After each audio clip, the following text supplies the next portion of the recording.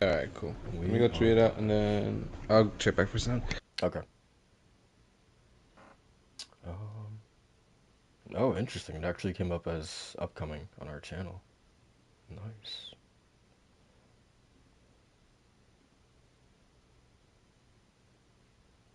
Okay, thumbnail is up.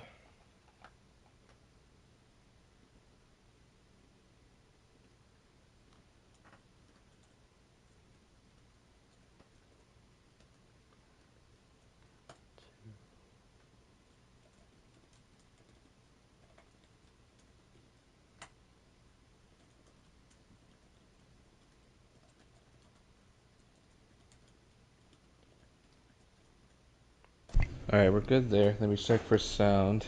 We Okay. should be all set. Let me just see real quick.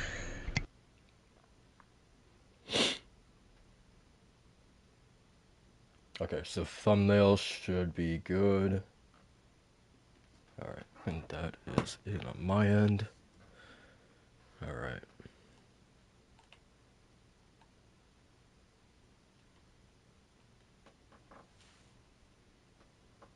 Oh, look what we have here.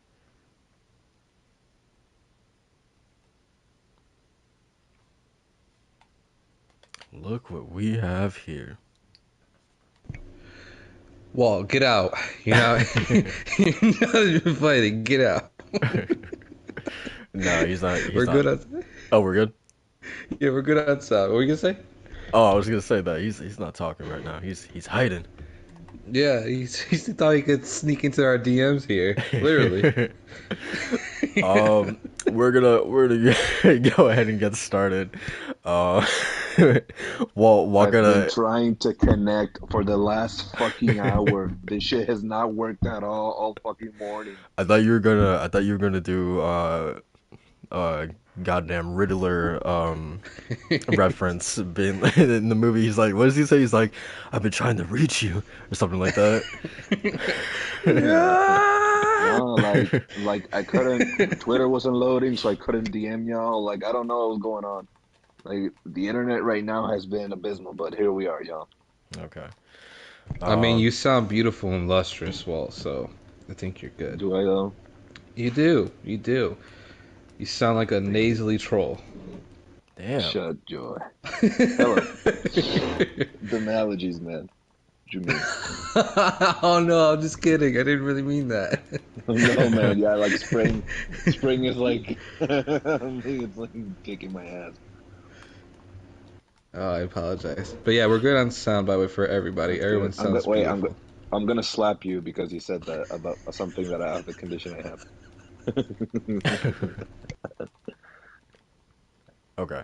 Uh, I'm sorry. I'm currently beating down some some goons right now. I'm trying to give them the work right now. So yeah. Okay, we're good. We got Oh them down. man, you hit him with the beanbag punches. Yeah, man. I love like even though it's funny because like I was complaining last week and I think the week before with Arkham Asylum and a little bit of City that like yeah it's like really button mashy, but I gotta admit I don't know what it's called, but it's like the bat beatdown move or whatever it's called. It's pretty fucking cool. I gotta admit, and that Ooh. is the most button mashy like move that you have in this game, but it's it's Yeah. it's pretty cool. I'm not gonna lie.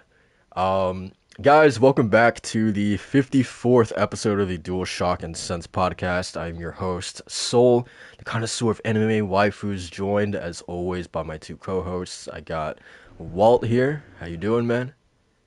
What's going on, y'all? The Manga Maniac, and we're ready to talk some games. This was an actual, like, not juicy and meaty week, but it was eventful. Stuff happened, Pause. opposed to hey yo, opposed to the last couple of weeks where it was kind of kind of normal. But this week, actual stuff happened, and PlayStation focused nonetheless. So excited to get into it, man. Talk games, talk news, and with these two goons, they're all right. They're kind of they're mid.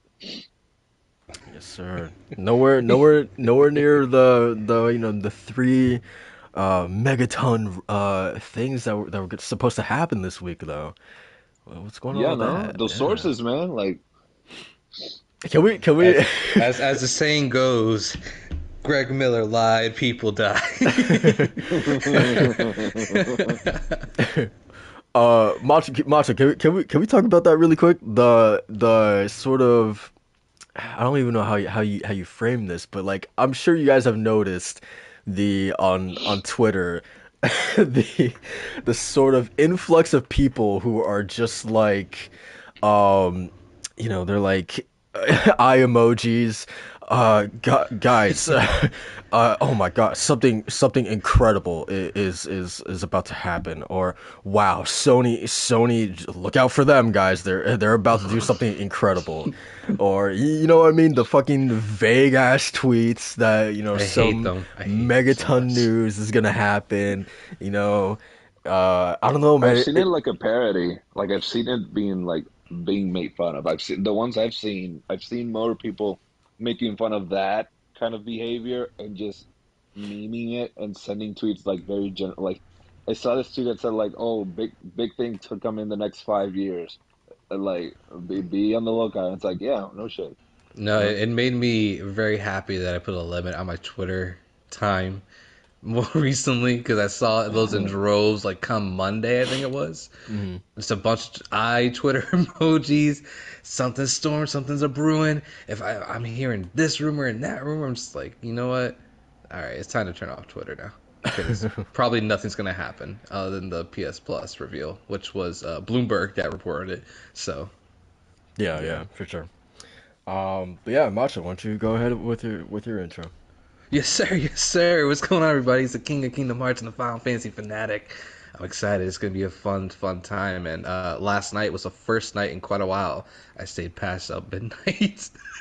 I sound so old for saying that, but it's true. It's because of one very special game we'll talk about in our what we're playing. But yeah, man, it's been it's. I think we're in a great place with game because you know it's a good time when you sit down, you don't know what to play because there's so many great things to play. Mhm. And yesterday, literally, I sat down, got home from work, and I was like, I feel like playing Bloodborne. I feel it. So I delved in Bloodborne for like 3 hours, 3 or 4 hours, Salute, salute. straight. It's not as bad as I remember the jagginess to be. So thankfully, Yeah, it ages like fine wine. yeah, exactly. And then, but the thing is, I'm playing Bloodborne. I'm like, ooh, but Elden Ring though, because it's new and fresh and it's great. But then I feel like playing Triangle Strategy because I'm very close to finishing. But then I also got Trails in the Sky in the back, and that story is getting really good. I'm halfway through it. But then I'm also replaying Kingdom Hearts. So I'm like, man, I'm a happy boy. I'm a happy gaming boy. I feel like I'm 12 years old again. This is very interesting because I feel like it kind of it ties into sort of what's going to be our main topic of this week, being PlayStation Plus, and the most expensive tier with that. Um, Mm. so yeah, and I guess not necessarily my gripes, but yeah, sort of the I don't know, my takeaways with that whole thing. But yeah, man, we got a pretty good show planned for you guys. Like always, go ahead and like and subscribe to the channel. We would greatly appreciate that. Helps us out a ton as we continue to push forward to our 100 sub goal. So yeah, without further ado, let's get into the games that we have been playing.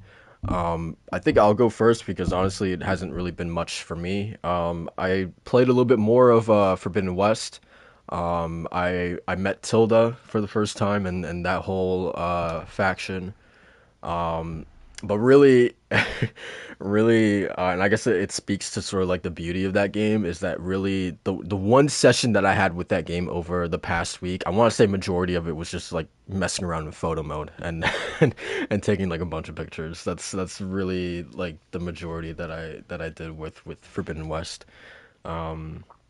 Obviously, I met Zoe. Um, Oh, and nice. I like the whole concept of what is she, a grave singer or something like that. Yeah. Yeah, I thought that was a pretty cool concept. Um, but and I think don't he better not spoil me, Macho. But I think there's a quest to meet up with Zalana or Talana, I think that's her name. Oh, I think there is because they mentioned I forget. I think she is a Karja, but yeah, there was something about hmm something like oh there's some Karja woman out in this location, and Aloy obviously was like, oh, I could go out and meet with a familiar friend. And I think they were talking about her, and I really loved her in Zero Dawn, so I'm excited to. I know that she's in this game regardless, so I don't know if this is her mission or not, but hmm I'm excited to meet up with her again.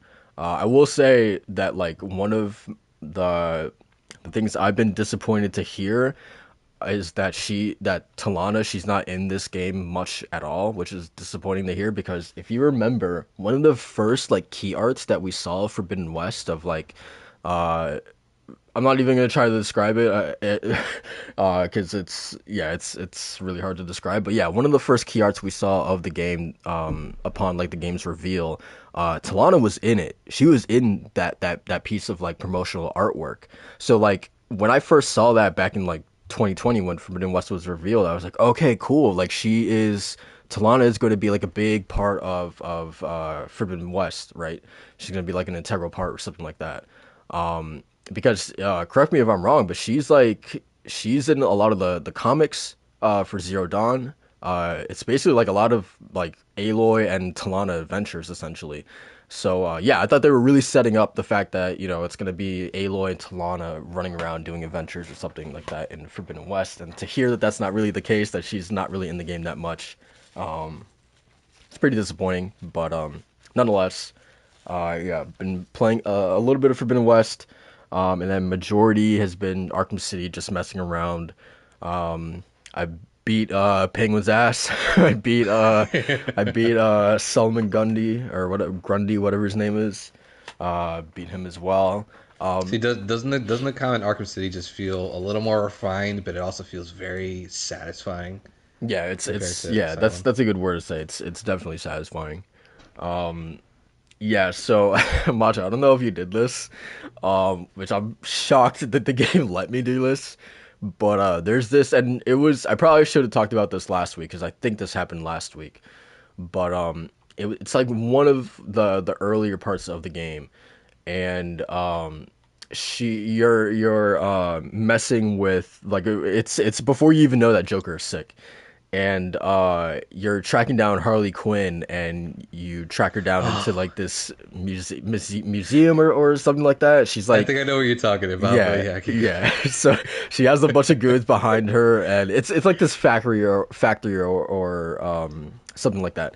And she walks up to you, and it's not a cut scene or anything like that. Like it's actual like gameplay that she's like walking up to you, and she's kind of taunting you, and you can straight up just punch the fuck out of her. Yeah. And I laid her out. She like ragdolled on the floor, and I was like, my jaw was like dropped. I was like, oh fuck, man, I'm so sorry. Like I interrupted her whole speech and Oh, everything, man. Jesus. Oh, I felt really bad, but I kind of love that though, because then like in the back of your head, like, yeah, my Batman's a savage. Like he won't let you finish your sentence. and then she just like got up and continued afterwards. But yeah, I felt really bad for that. But but yeah, aside from that, that's pretty much it on City. I really haven't done too much else aside from City and Forbidden West. What about you guys? Well, I wanted to ask because whenever you're in photo mode for Forbidden West, man, doesn't look like a freaking concept art whenever you're taking a screenshot of a beautiful landscape. Yeah, it looks Like it looks really good. I'm blown away every time. Like I just get into that game and I'm taking a screenshot. I'm setting everything up, even without filters. It just that game is just incredibly beautiful. Like every detail about it, it's just so insane, man. I feel like that way with like pretty much every PlayStation Studios sort of photo mode. Like the ones that I've like really gotten deep into were like Last of Us, Ghost of Tsushima, um, Demon Souls, Ratchet, and Spider Man, and like they're all just like it's so easy to just spend like hours in them because there's just so many options that you have at your disposal to actually like make something like truly beautiful. And yeah, Forbidden West definitely like continues that trend. And it's funny because it's almost like coming back like full circle because correct me if I'm wrong, but Zero Dawn was the first one that kind of kicked off this whole like photo mode wave for like PlayStation Studios games back in 2017. And now it's pretty much like the norm now that every PlayStation Studio since then basically has to have like a really in-depth photo mode. So yeah, it's kind of cool having it like loop around like this. Yeah, for sure. And that's kind of interesting too because they had that share button right when the PS4 started. So it's not even like, they started with photo mode for all their games. It's really just a way just to share easily to social media. But it kind of just goes in well. But yeah, you're right. But Yeah. yeah, man, it's cool stuff, man. Well, what have you been playing, man? Have you been diving into Forbidden West lately? More Elden Ring? What's going on? Actually, we haven't got any updates since your last games played, so I'm interested to see what you've been playing. These past 2 weeks, have been very much the same. This week, at least, I focused on just getting more stuff done outside of gaming, so I didn't really have time to focus on too many games. The ones that I did play, I mean, of course, I'm still getting through Elden Ring. One big thing that I did do this week, though, is I was able to. So when I went to my local GameStop where I pre-ordered Kirby, uh, they ran out of copies. So I went to the retro store that was God right damn. nearby yeah, like that GameStop and like three more nearby ran out of copies for Kirby. Listen, So I'm not trying to, make comparisons or say, this or that, but when I went to my mhm. GameStop for Horizon Forbidden West, and I asked them if they did a midnight launch for it, they're like, no, we didn't have too many copies here for the game, so. I'm just saying, man. It's pretty crazy, man. Kirby's selling out. You know what I mean? Kirby, oh man, no, like legit, and it was weird because I went to that GameStop like 2 days before it came out, and I was like, hey, I want to pay it out, and they're like, oh no, you can only pay it off when you pick it up, and I'm like, what? Like I usually can pay it off, beforehand, Wait, just pick it what? up. That makes no sense. It was weird, like it was GameStop said weird. no to your money. They said no to my money, man. It's crazy. Yeah, it's no wonder. It's no wonder that they're that they're struggling. Yeah, now they're like trying to split stocks or something. I don't know. Like they're doing more shit. I don't know. They're trying so many things. Nothing works. But yeah, man, I got that. I but I got it like a day before I went out of town, and then when I went out of town, I've been just with family and whatever. So what I mostly played this week that I can talk about is Elden Ring, and the reason why I can talk about it is because I actually made some huge progress.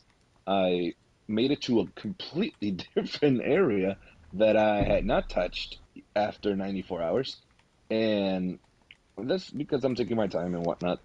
Um, it very much is another layer. Instead of underground, I'm in Well, the skies describe it. now. Well, are you amazed by it, or like what? I Like, am is it deep, absolutely intricate? What's going on? flabbergasted. Is the most difficult area that I have encountered in Elden Ring. It is Oh, is an it area. Mogwin? No, it's called Farum Azula, and Oh, I have heard that. Yeah, yeah, yeah. it's essentially the a sky area, a floating like structure, floating area, and Cool. bro, this place is like it's so the common enemy. It's like the beasts, the halfway transformed beast from Bloodborne. So everyone's fast. Everything tries to kill you like super aggressively. There's like there's an area that has like four dragons. There's like dragons all over the place. This is the area where the Dragon Lord is, or like the Dragon God, or Pasidulax. Yeah, so he's an optional boss. And then like you have the main boss that is just I'm not gonna describe him because you have to experience that fight, man. It is one of the best fights of the whole game. Like it truly, I haven't beaten him because he's pretty tough, but I'd say that he's like so far. Some of my best fights have been Radon, that fight with that boss, and I made my way through the Halleck tree routes or whatever, and that's on the north side. And I finally have met the Queen of Rot herself, and Ah. Malenia Miklas Blade. And let me tell you, when I say that I cannot beat this woman, I cannot beat this woman. This What is level are you first? What level are you in the game? I'm level 130, Okay. and Wow. and she can easily one hit me. Uh, Wow. Mind you, I am learning. I'm still learning because she has to. So essentially, you know how shard bears usually you like get them halfway through and then they like go to phase two. Now you have to do one whole health bar, and then she transforms and gets another health bar. So See, you that's have what I thought that what's his face? Godric was gonna be like when you were describing him to mm, me. But he was you it's know, it's kind of halfway. yeah, yeah. Which, mind you, makes sense. Early game, a bit easier. Millennia is like you have to look for her, and the thing is that area when you look for Millennia, another super difficult area. You're essentially you're on the branches of this big tree. You keep going down. You keep going down. You find this like ancient ruins, and you keep going through these ruins, and it has like one of the most difficult enemy encounters in the game. And once you find her, it's like very, very beneath. Like she is beneath the ground. She is way down there. Like you really have to try to get to her. And the fight, like even the fight itself, like as soon as it starts, she just lunges towards you. Like this is not a fight that you just can hang around. Mind you, it's no Orphan of Kos. Uh, Orphan of Kos doesn't give you time to breathe. Melina has moments where she's like hanging out in the bag and she's like walking towards you, and you're like, okay, I can, I can think for a moment. But Collect myself. dude, I'm not gonna lie, I'm pretty proud of myself because the first try, I got her all the way to her second phase, so I like beat her first phase. But by the time that I got to her second phase, I was out of flasks, out of Crimson Tears, and my health was less than half. My summon was gone. I had no cerulean tears. I didn't have my special flask. I was out of everything.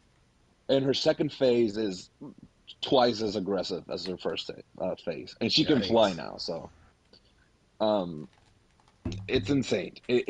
It probably why I say it's my favorite fight.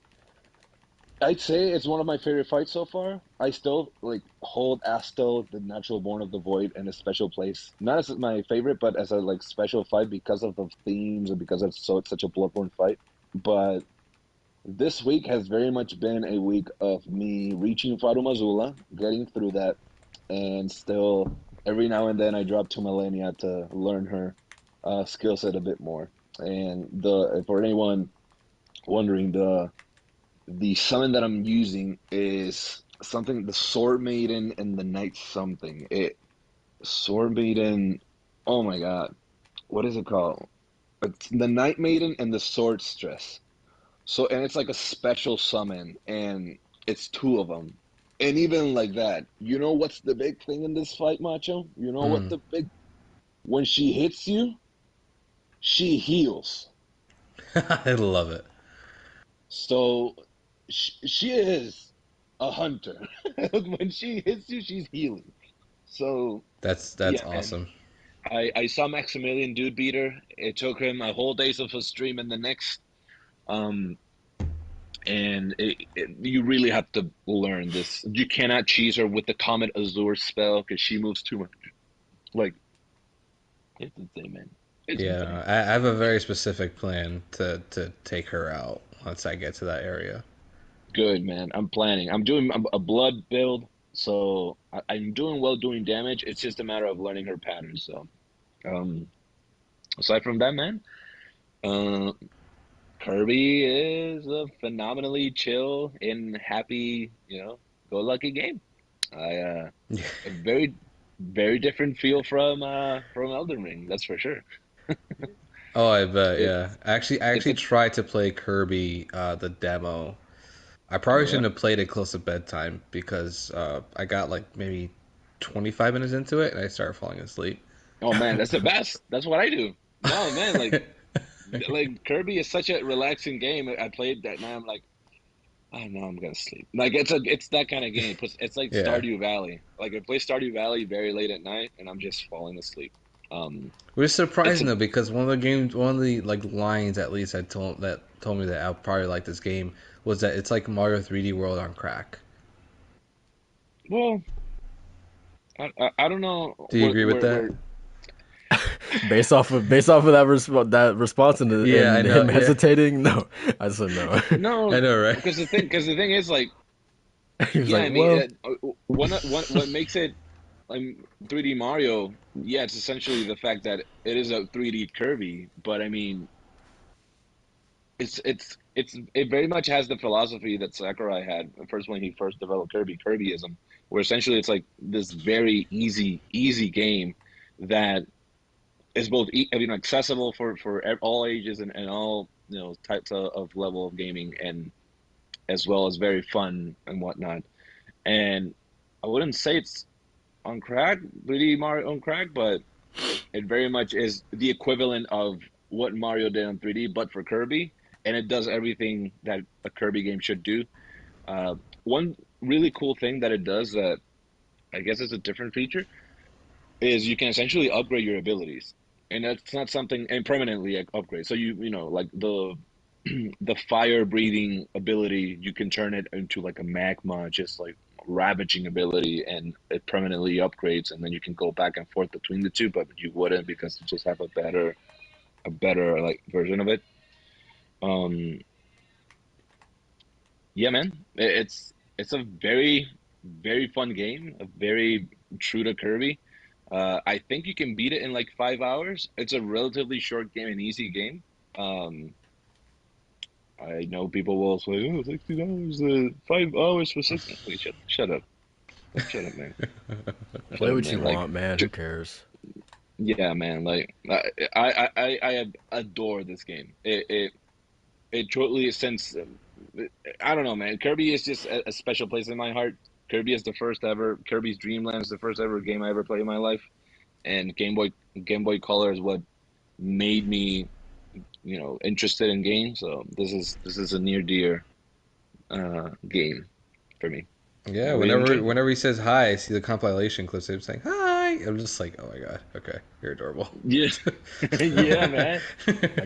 Oh man. I got fond memories of Kirby, man, playing Air Ride and playing Squeak Squad on my DS, man. Yeah. Yeah, I got fond Oh memories, man. man. It's wholesome. Squeed Squad, man. There's so many, man. The DS, I think, like for Kirby, is like was the golden era for Kirby. There was so many fantastic games.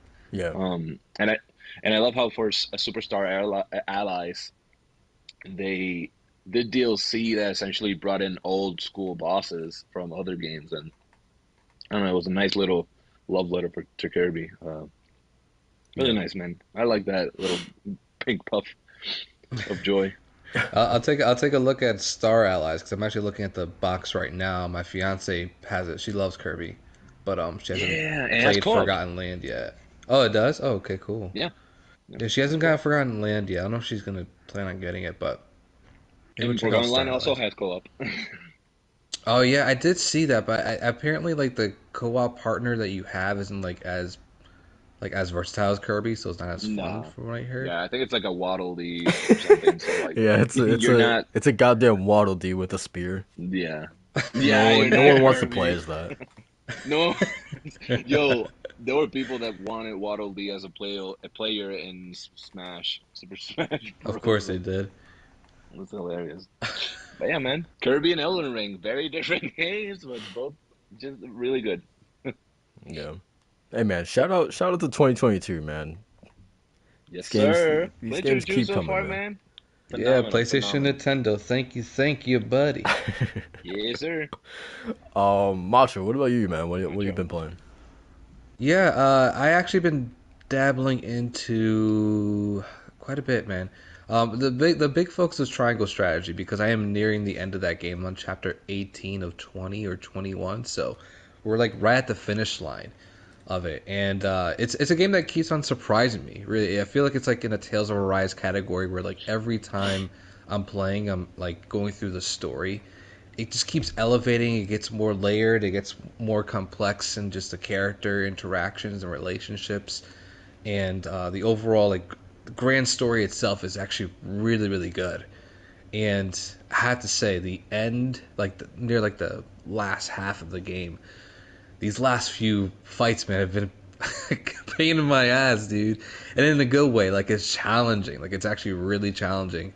Yeah, so the game's not gimmick, but pros, I would say, is the fact that you keep on recruiting people every other chapter or so. So you're always getting some new dynamic to your team that can elevate how you actually go about these grids strategically. But what the game does is that it's like chess. It's like two steps ahead of you, even if you think you're two steps ahead of it because you get a new recruit. But instead, next map that you're going to has more traps, or maybe it has like some environmental gimmick that you actually had to parade around and really strategize with your team so that nobody gets killed, or the least amount of people get killed. And I've been struggling, man. The last few maps, they had one where all my people were grouped into one corner, and there's groups of enemies in the front of me and to the left of me, and there's a whole bunch of like vertical buildings that they can traverse through. You have to kind of just really maneuver around them and strategically plan how you're going to fight them. But the thing is that they're fast, they're close to you, and they throw oil at you so that when one of the battle mages actually casts fire, it spreads throughout everybody and everybody gets damaged more than they originally would. So that was a tough one. And the one I just beat last night, that took me like a good like hour some change, was the fact that you had to detonate some, not detonate, you had to what's the word I'm looking for? You actually had to like stop some bombs that were being placed throughout a mine, and they're Disarm? yeah, disarm, I guess. Yeah, I think they use a different word for it, but we'll just go with disarm. You had to disarm some bombs like around this mining area, and then the enemies would just keep dropping them the more you progress through like the actual level. So I was struggling because this is another map that has like layers and stairs on it, so your characters move a little slower. So that means that I have to get more mobile characters. But the thing is, I can't leave those mobile characters alone and go to do willy nilly, because then they'll get grouped up, or at least they'll get ambushed by the enemies that are surrounding them. So it was tough. It was tough. But the thing is that it's very fun. Like at the end of it, I'm not frustrated that like, oh man, this game is a stupid game. It's like, no, like it's actually like really fun. Environmental traps and really cool scenarios that they place you in, that you have to really think outside the box. It's just something I really appreciate for a game like this, where it could kind of get stale just moving your characters to boxes every now and then, or you're on the grids and stuff like that. That's the one thing about Fire Emblem Awakening, which I love that game, but like the gameplay absolutely gets a little stale like near like the last half of that game. The real like kicker is the recruitment aspect of it, and getting new people and leveling them up. And Triangle Strategy, it really is just getting the recruitment, leveling them up, gearing them up appropriately so that they actually can go into these fights equipped well. And on top of that, you have new environmental gimmicks and really cool different enemy synergies that you didn't see before. So Triangle Strategy is an absolute banger of a game, man. It's really good. I can't wait to hear what Walt thinks about it when he Yes, eventually sir. plays. It's a really really good. Yes, Um, sir. and then I've been dabbling a little bit into Kingdom Hearts 1 on the PS2. This this this is a trip down memory lane, fellas. I actually had to adjust my TV ratio to be 4:3 instead of 16 by Whoa. 9, because 16 by 9 obviously stretches it all out. But 4:3 is like I don't remember playing on this kind of aspect ratio back then. But you know what? It is what it is. And you can definitely see like the PS2 kinks, right? Things, the textures are way more blurrier, obviously, because it's all in SD, not in HD. but and in this game too, you actually control the camera with R2 and L2. So Mm. very old school, very old school. But regardless, it still plays really well. It's a lot of fun still, and I'm really enjoying kind of like the replay of just going down memory lane of like all the old tunes and the way they sounded on the PS2 and everything like that, and just going through the motions of that. It's really really cool. Um, I can't wait to actually delve into Kingdom Hearts 2 on that front too. So, but yeah, man. Last night I teased it before, but I stayed up past midnight. So round of applause for me. Thank you, thank you. Nah, I'm Much not giving appreciated. you one. I stayed up until 2:30 a.m. last night, playing 4.5 hours straight of DNF Duel, and it's What beta. is this game? I've never heard of it. So DNF Duel is really like a shot in the dark fighting game that nobody really saw coming. I mean, I think it's maybe some people that are fans of DNF, which is Dungeon Something Fighter. It's an MMORPG basically. So Mm. Arc System Works actually is working on another IP, right? That's something done with Dragon Ball or Grand Blue Fantasy. They're doing it again with DNF Duel here. So it's gorgeous. So if it's Arc Systems, it's a. Yeah, I saw Oh, clips. is It it? is beautiful. It's absolutely immaculate. It looks incredible. Everything in motion, like it's oh man, it's absolutely like an Arc Systems game in terms of like its art direction. It's beautiful, guys. But yeah, so this is just it's a fighting game, and obviously, but Thank you for letting us. Yeah, thanks. We didn't know. yeah, I'm trying to gather my thoughts on it because I'm trying to think of the developers on it because Arc System Works and there's a couple others that are pretty notable, but are not coming to mind right now. But regardless, it's a very simple fighting game. It's a very easy to pick up, hard to master kind of game. Like you're not doing quarter circle motions forwards or anything like that, and anything like that. You're really just doing one direction buttons and then a face button, and then you're good to go. You're doing a whole bunch of specials, and the gimmick around this game is that everything is crazy good. Everything is nuts. People have crazy long ranges. Their hitboxes are just out of this world, like you wouldn't even think about. And it's again, everything's just really easy to pull off. So it's super satisfying to just play and just drop it and play. So the beta itself, it doesn't really teach you anything. All you have is like the button layouts that you can look in the menus. I don't even think it has like a character guide. I even see if like you search up like character moves or anything like that. I think that's online. But regardless, it just has an online ranked mode, and you just go in and jump in, just learn how to play the game, and it's the most frustrating but most wholesome and experience that I am absolutely loving because everybody's learning this game at the same time, and it feels very unique. If it just feels like very arcade, like old school arcade fighting game kind of style, and it just reminds me of my times of playing Marvel's Capcom 2 and Marvel's Capcom 3 with my buddies in high school, and how we would just get so soaked in and invested into these characters and the gameplay and how wild it was, all these crazy special moves we could tie into. And I'm getting the exact same feeling here. Like I honestly playing for 4.5 hours. At the end of it, I wasn't exhausted. I wanted to play more, even though my my hands were absolutely just feeling it. I was like, all right, I gotta stop playing. Damn. Yeah, like my fingers were absolutely feeling it at the end of 4 hour and 4.5 hour session. But I wanted to play more because I just wanted to Pause. keep getting better. Um, it's a ton of fun. But I think the coolest thing about DNF Duel 2 is that since it's based on MMORPG, a lot of characters aren't named. They're just based off of character classes. So one of the characters I picked up, her name or her class, I guess, is Striker. So she's more of a monk fisticuffs kind of fighting character, kind of like Tifa. And you have other ones. I think this one lady, she's like a dragon knight or whatever, so she deals with like fire magic, and she also has a little dragon pet that she can send out and does like a little explosion stuff like that. One of the new characters, his name is Ghostblade. He's basically kind of like a not samurai, but I guess a katana wielder, emo katana wielder with like some ghost or demon that's tied to the sword or something like that.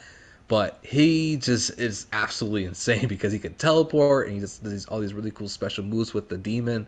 So it's an all around amazing fighting game, and dude, I can't wait till this actually drops and we get like a full content rollout, and I can actually dive into these characters, because playing with Striker last night and just learning to figure out the combos and what ties into what, and just pulling them off just felt so good, to the point where like yeah, I haven't felt this good playing a fighting game since like, oh man, I want to say Killer Instinct, but the thing is, Killer Instinct's learning barrier is like really high because there's a lot to remember. So I'm gonna go with Skullgirls. I think, yeah, Skullgirls is kind of like the same thing, where like you have a bunch of tools at your disposal. It's really easy to pick up, but then once you do and you get rolling with it, it just all kind of snowballs into this point where you're just having so much fun, and then the time just goes by. So I think the beta actually goes on to like the 4th, to like to Monday. So anybody that wants to try it out, it's free on PSN, and it's super fun, super fun. Nice. Yeah, sounds good. I didn't know that Arc Systems was making another game so close to Guilty Gear. That's pretty surprising. I know they got those guys working to the bone, man, and it's true. And the thing is, Walt touched on it real quick too when he saw clips. Like the game is absolutely gorgeous. Like the animations, like Mm, everything about this game is just beautiful looking, and the yeah, music is really kick ass too, man. It's really that's good. like something that I can like appreciate like from games like the one that the most love Dragon Ball Fighters. It Although you have Goku and like 50 different palettes, it's a game that looks beautiful, gorgeous. Like the moves, the special moves, the environments, the transitions, the teleporting from stage to another. It's a game. Arc System just knows how to make an anime and like inspired game and just make you feel cool. They give you like these characters that are just over the top and it very much. It's not. I don't think. I don't think it feels like edgy, like the bad edgy. I think it's like the cool edgy. you know, it's No, for sure, yeah, it's yeah, the I'm 20. I'm in my 20s and I acknowledge that this is edgy, but it's cool. It's like the Attack of Titan game. It's not pristine, but you feel cool 3D maneuvering through the woods and through the city. It's like, oh yeah, I'm with Eren. I'm with Mikasa. I am a scout. I am a cool dude. But yeah, with anime, man, that's like I wish that just like with Dragon Ball Fighters, we have like a Naruto inspired or like a Naruto like Arc Systems game. Because yeah, I love the Storm games and Ninja Storm, Ultimate Ninja Storm. I like, they're simple to pick up, Hey, they're those easy to are pick those are up. damn good games, man. Yeah, man, they're like my favorite anime, fighting games. And I think that, since the Storm series, everyone has tried to copy them. One Punch Man, My Hero, they've all lacked in so many areas that, quite frankly, the Naruto games never did.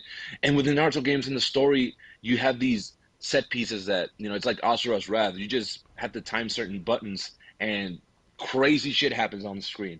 Um, it's amazing. But I would like a legitimate like 1v1 uh like Arc Systems Naruto game. Like that would be insane, man. Like can you imagine like the amount of stuff they can do with it? You know how many characters there are, dude? Like in the latest Ninja Storm game, there were like more than 50 characters. Like there's so many. There's so yeah. many. Naruto's a vast universe of ninjas and cyborgs now and gods now. Yeah, no, Science it'll aliens. definitely be cool, because I mean the thing that Arc Systems is really good at is taking that IP and just really Mm, driving home what makes it special. It's kind of like Super Smash Brothers and all their yeah, guest characters, where they bring them in and it's like a celebration of them. Whereas an Arc System game is based on a IP like Dragon Ball, it's like a celebration of that franchise. And I think it's like it's so much like you feel like you're in the show kind of thing.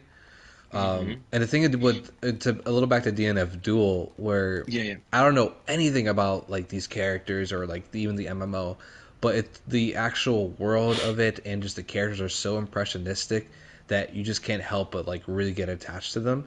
So I don't even know what these characters are saying because they're all speaking Japanese. But like I'm so attached to these characters Oh, already because their character designs are so on point and they all right. look really cool and the stages are awesome, the music's great. So yeah, I got that impression too playing Dragon Ball Fighters where I never watched a Dragon Ball episode. Like I never watched a Dragon Ball Fighters or whatever. But I played that game, played through the story, absolutely loved it. I thought it was so much fun. I wish the online was a little better by launch, but yeah, man, that game itself is just such a beautiful, beautiful game. That's nice, man. Nice, And nice. that's I love it when a game is good. It's when they can literally give you like familiar characters from a franchise and still make you interested when you know nothing of it. I think that speaks to the quality of it, I guess. Yeah, Yep. yeah, releases June 28th, so count down. There you go. Are you getting physical? Is it gonna get a physical copy or something? Yeah, it has a physical. Yeah, it does have a physical copy. It's just the art, like the art, not the art book, but the cover art of the game. It Hmm. looks really cool because it has all the characters in the front and everything. So kind of like in a poster like kind of character tower, so to speak, right? That we've seen before in some movies. So it looks cool. I'm Hmm. kind of debating whether just going for that and just going for digital, but that either way, it's a day one for me. It's a $50 release, so There um, you go. I don't know what kind of warrants it to be like $50. So I don't know if maybe there's like a catch to it, where because if it's not like a full, I don't know if it has like a story mode or anything like that. The only details we know is that obviously it has online ranked and has rollback netcode and it plays like a dream. Like no matter what, this game feels great online. Like it feels really good. I played one guy for like maybe an hour and a half and it felt like he was like not it felt like he was right next to me playing like because that's how smooth and great it felt. So online works and it's the second beta, so it's looking really good. Nice, man. Nice, nice. Um, all right. So let's move on, and that wraps it up for you for the games that you've Yeah. been playing. Yeah, I went on, I'm good No, no, right you're good. You're good. now. Um, so yeah, let's move on to some of these topics that we got here. Honestly, not too much, because I think PlayStation saw that people were leaking that they had a couple other major announcements planned, so they got spooked and they held them back. So unfortunately, we don't have too much to talk about this podcast, but hey, man, Greg Miller kept his mouth shut. Maybe we'd be in a different. I'm kidding. I'm kidding. But What was so funny is that when they responded to that and their kind of funny podcast, not podcast, but like Gamescast or whatever, mhm. Yeah. and he was like, "Yeah, you know how the internet is." He just blew it out of proportion. And I was like, "My Nah. man, you know exactly what happened. Come on now." Um. So yeah, let's talk about The Legend of Zelda: Breath of the Wild sequel, the game that still does not have a goddamn title, okay? Which was announced in, what was it, 2018 or 2019? Yeah, it got delayed to 2021. 2023? I'm making it just because lordsofgaming.net Twitter put Breath of the Wild 2 delayed to 2021 because I mistakenly sent to Josh that the Uh, game was delayed to 2021. So someone gotcha. actually commented on the tweet was like, "It got delayed backwards." And I was like, "Yeah, That's my funny. that was my It's a bad." game that breaks time barriers. That's how expected this game is. Yeah, I mean, DualShock Sense exclusive. Breath of the Wild 2 actually already released, guys. It's already out. It has a 23 out of 10 on 2500 Metacritic score, and Sheesh. everybody Yeah, loves man. it. Everybody loves it. There's no weapon degradation, but there is health degradation. So every time you hit something, you lose health. But Mm, you actually have to Yeah, eat. man. Yeah, you have to eat red hot chili peppers and make snowballs in order to not let that happen. But mm. everybody loves it and everybody hates it at the same time. Yeah, and the only way to access this exclusive game that came out last year, you have to pick up your Breath of the Wild 1 copy and put a 2 next to it, and it'll unlock. Yeah, yeah, there too. And then you also have to put it in your mouth. You have to taste his characters too. All right, y'all, Yeah, y'all, yeah. y'all, y'all finished or y'all done? What's going on here, man? Oh, oh, My bad, Jay. no, you're good, you're good. Oh, so as Macho was alluding to, Breath of the Wild 2 got delayed to 2023. I really don't think anyone Good. should be surprised. No. But at the same time, man, like I hate to do this because like ultimately a delayed game will result in a better product. I'm not gonna say the goddamn quote. Okay, I'm not gonna say the goddamn quote.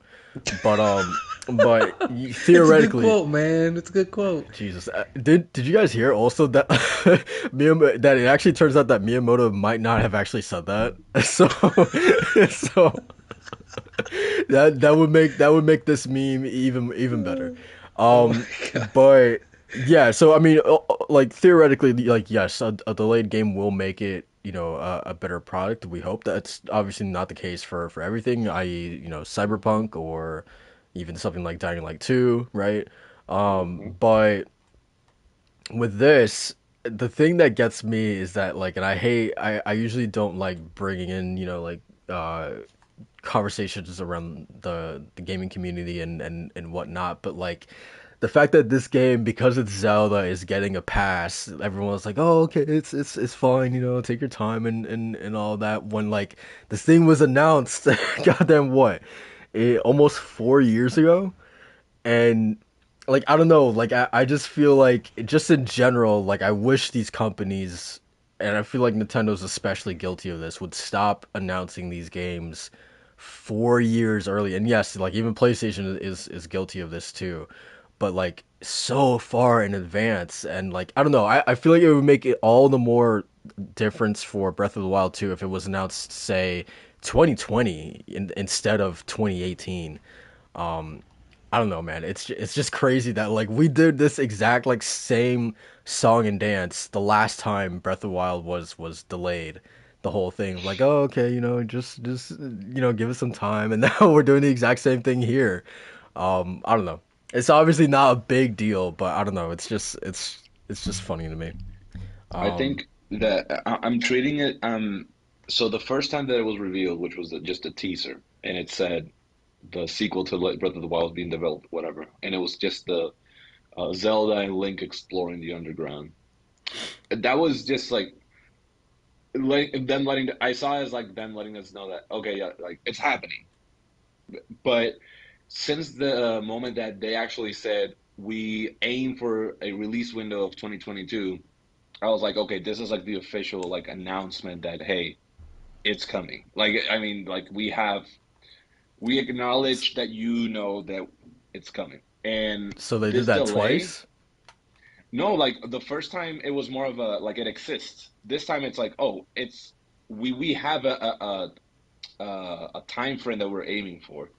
And that time frame when they announced it, that was like the official. I treated that as like the official announcement because the other thing was just a teaser. It was unnecessary. I feel like the first time they first like indicated, "Oh, Breath of the Wild 2 is happening," it's like, well, why do we have to even like you don't have to announce a game even like pre-production. I don't know. Like I feel like the announcement for a game should be when you have like actual footage of the game, like they did when they first they gave the timetable for it or the time frame for it where they showed Link in the skies and the new abilities and whatnot. Uh, but I feel like this delay, it felt more natural than others when it's like, oh, this is like the fifth delay. And it's like, okay, yo, like just give a massive delay and then say if you're pushing it like forward and not back, you know? I prefer a delay that tells you, oh, 2023, December 2023. And then they're like, kidding, March 2023. It's like, oh, okay, cool. it's You it, know? it's Like, just like to me like and it was the same thing with Cyberpunk where I'm just like at this point after like I feel like 2 delays is my limit. I feel like at that point yeah, just like don't tell me like what the date is anymore, like because exactly. yeah, just don't tell, just go dark, go quiet for a little bit, come back when you have something like substantial to say. That's Yeah. all that I'm really trying to say with this. And if you're gonna give a timetable or a time frame, and again, it's how you give it. Because, example, God of War, it literally just said 2023 or something, 2022. Like it only said the year, and that's like feels better to do that because you're not saying, "Oh, we're aiming for this first quarter of 2022." And it's like, okay, you're there's the expectations are even tighter now. They're more strict. When you say that you aim for 2022 release, it can be January, it can be December. I don't know. It could be early 2023, and you actually pushed it a little bit more to line it up with other games. I don't know.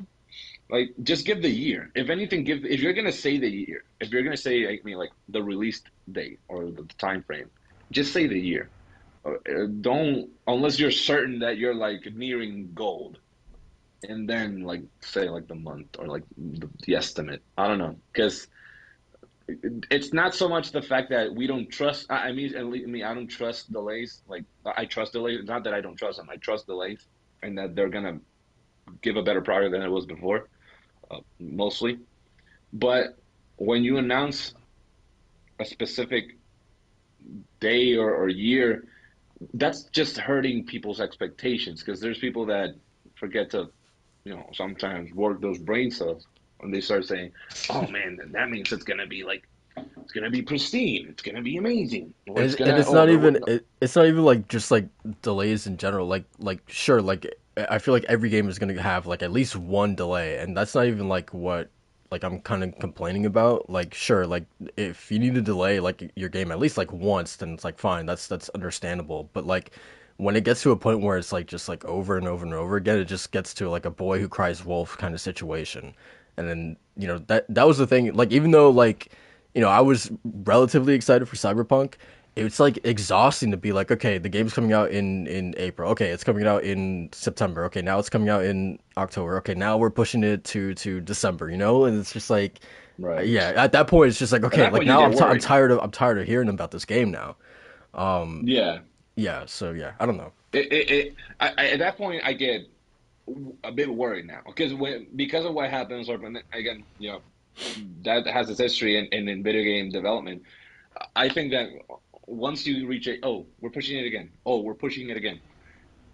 I understand pushing it, but now I'm feeling uneasy because now you're making me think that you're having issues that you're gonna feel more pressure to maybe not address in a quicker manner and maybe not give it the time that it deserves. Because great example of a game that was announced once and not even talked about until the next game, like two game awards after, Elden Ring. Elden Ring was literally teased with a cinematic and then went dark. No one knew about this game for like 2 years. Jeff was in gamer jail. Like there was nothing, no one, until the Game Awards happened, and boom, oh, here's more like a little gameplay, and then for the well, like first previous months before the release, there were just videos upon videos of the first 60 minutes or then the network test. They did not do the marketing that it deserved until they were for certain sure that the release would be a certain day. And I feel like that's the way it should be.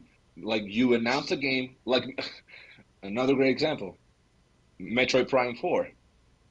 We don't know anything about this game. We know that it exists, and we know that they've said, okay, we're still working on it. But they haven't like, oh, here's a picture. Oh, here's a trailer. No, they know they're not finished. They know they're still working on it. They're not gonna tease us more with it. We know it exists. It was announced. People are excited. They got blue ball. They're like, oh my god, like, wow, mom, Nintendo Direct. Where's Metroid?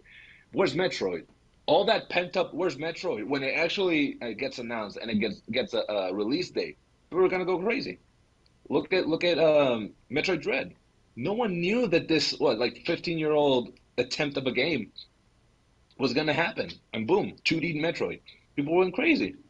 It was contender for so many awards. I feel like when you plan this out well, I don't think you have to keep announcing a game's development throughout the whole thing.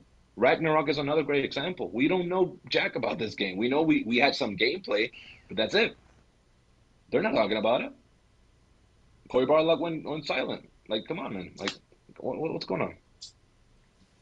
Macho, what do you I think don't know. about all this? Um, The Zelda being delayed. It's not too surprising to you either, right? no, no, actually, it's not.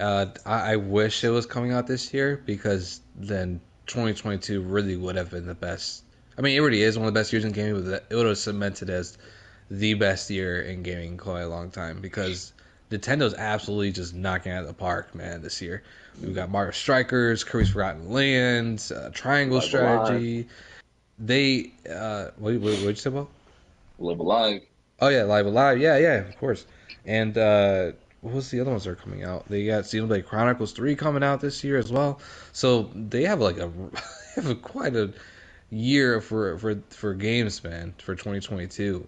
It just adds to like everything else that's coming out that's like really exciting to have Breath of the Wild 2 delayed is a little bit disappointing, but I see why because that game looks to be just as ambitious. We got like a couple more clips in that announcements for this delay that got me more excited for the game, truly. And yeah, I'm excited for it, man. But yeah, as far as like the whole announcing a game before like it's even in pre-production, I agree. Then I think it's a case by case basis for me because for some games that have like the cinematic trailer, but it's not even a pre-production or it's a game that the developers don't even know what they're gonna make. Like it's then that's where it feels like they're a little off the mark. Where like they have a vision, but they're not really sure how to go about it, and you don't hear for it for quite some time, or all you hear about is development troubles, which really sucks. But then you have the other side of it, where I guess Final Fantasy VII Remake is a good example of this because they had their teaser trailer in like 2015, I think it was, Yeah. and that was a teaser trailer that just completely caught everybody by surprise and was like it was a hype moment for Final Fantasy fans. Like that was super hype. And then we didn't learn anything about the game until maybe like a year or two afterwards when we learned that it was going to be an in-house project rather than a project that was being worked on by CyberConnect 2, which was the devs who worked on the Dot Hack games, I think, or something like that. But basically, that was the only news that we heard of it, and then it went completely dark until it was ready to come out in 2020, and then we heard like more about it 2019 stuff like that. So, but yeah, I mean it's neither here or there, but regardless, a little disappointed Breath of the Wild 2 is not coming out this year, but we also got Pokemon, so it's not like that time's not going to be filled in with stuff. So What other Pokemon game is coming out this year? the new gen one, Scarlet and Violet. Oh, yeah, Jesus Christ, yeah. yeah, Okay. that's I think that's November. I want to say. I Okay. think so. Yeah. Right? Yeah. Yeah, I think that's Nintendo. November. God Yeah, damn. Damn, Nintendo. I think it's November because Xenoblade Chronicles 3 is September, Forspoken's October, and then Scarlet Violet is November. Yeah. Yeah. God damn, they got Game Freak working overtime. Um, Oh, you know it. yeah. But yeah. I don't know. It's weird. It is definitely a case by case basis. Um, Yeah. but Like right now, like if we got like if this well not E3 this Summer Game Show Fest Rip.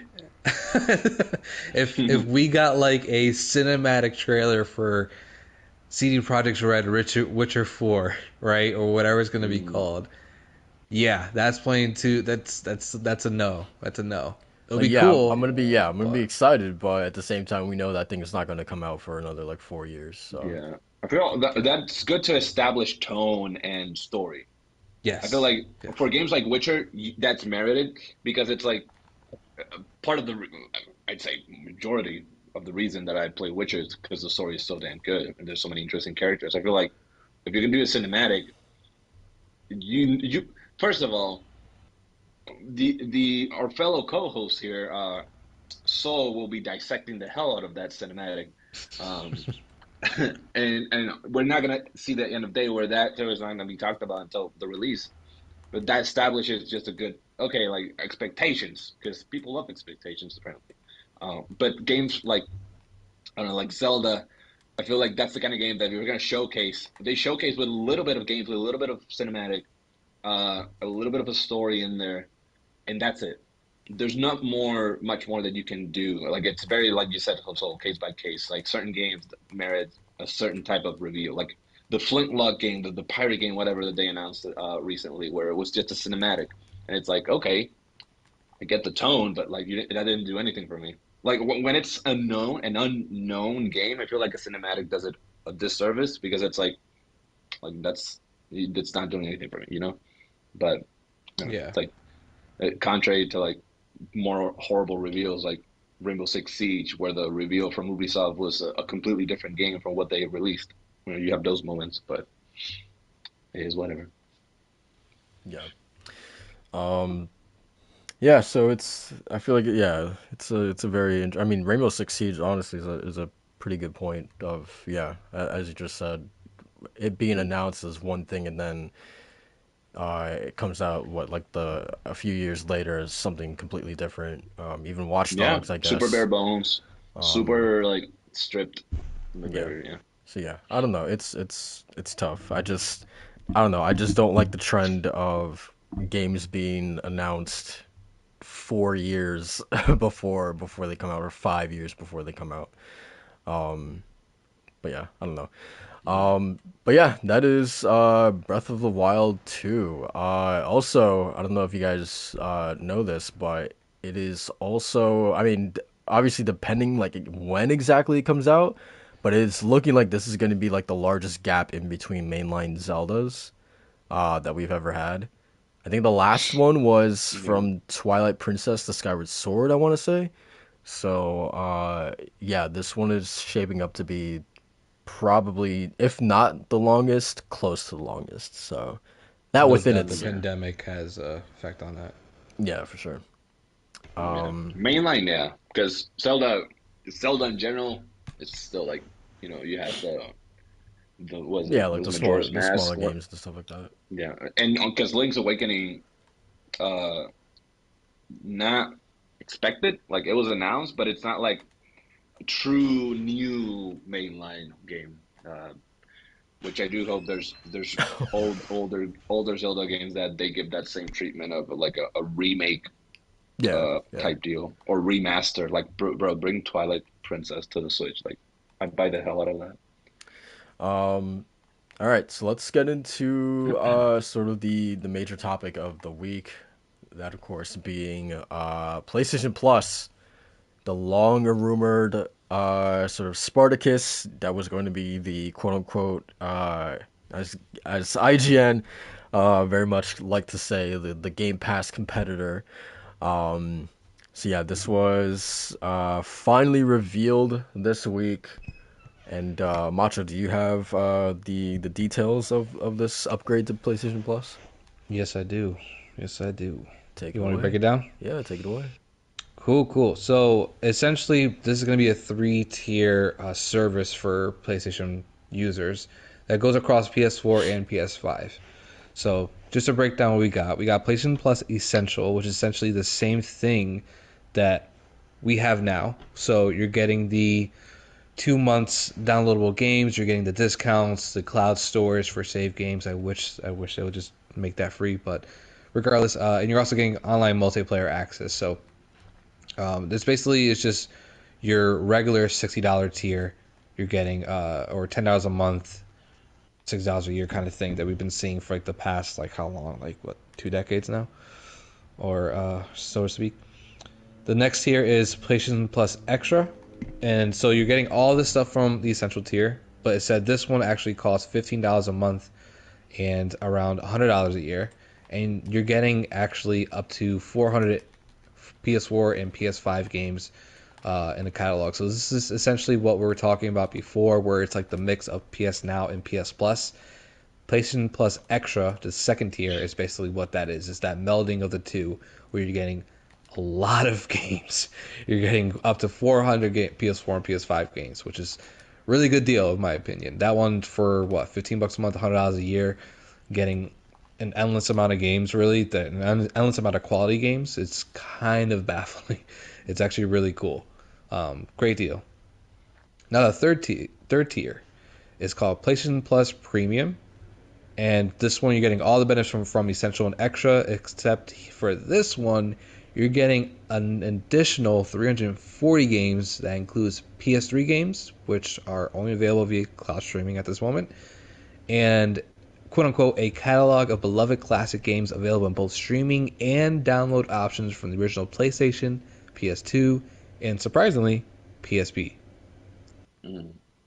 And on top of that, for premium, you're also getting cloud streaming access for those basically the catalog of games, so PS1, 2, PSP, and PS4. And what was the other ones here? And also you get limited game trials in this premium tier. And this is the only time limited game trials is actually the only it's only in the premium tier, which is kind of weird. But regardless, Yeah. that's one of the benefits of that one. And that last tier is actually going to be $18 a month and $120 a year. So if you guys can do the math on this one, right? PlayStation Plus Essentials $10 a month, plus Extra is 15, and then plus Premium is $18 a month. But if you were to go for the yearly deal, you'd be saving a lot more money, depending on how often you use PlayStation Plus and all that stuff. Considering Mm. that in this order here, you're paying 60, 100, and then 120. So you're getting over 700 games if you go with the premium benefit here. Again, some of those are streaming and then others are downloads. So yeah, that's kind of just the breakdown of that, really. If you guys have any questions, let me know. I do have the blog up in case you guys have any questions. So My one thing is that I guess it's just like one of my takeaways is that so we know that PlayStation God, what's this now it has like over what, like 700, 800 titles in now. hmm That's a Mm. cumulative of the PS2 and PS3 and PS4 titles, obviously. Um, so theoretically, like, we're getting less games in this because it says what, it's 340 of the classics of the PS1, PS2, and PS3 games that are available there.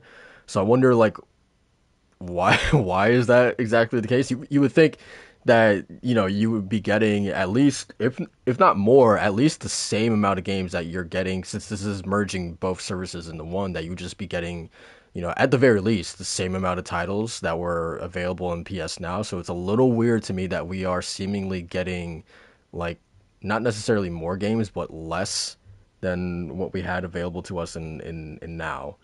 I don't really see a lot of people like mentioning that, but yeah, because I'm not sure what the actual like hard number was for that for PlayStation Now, but if I remember correctly, I think it was like over 800.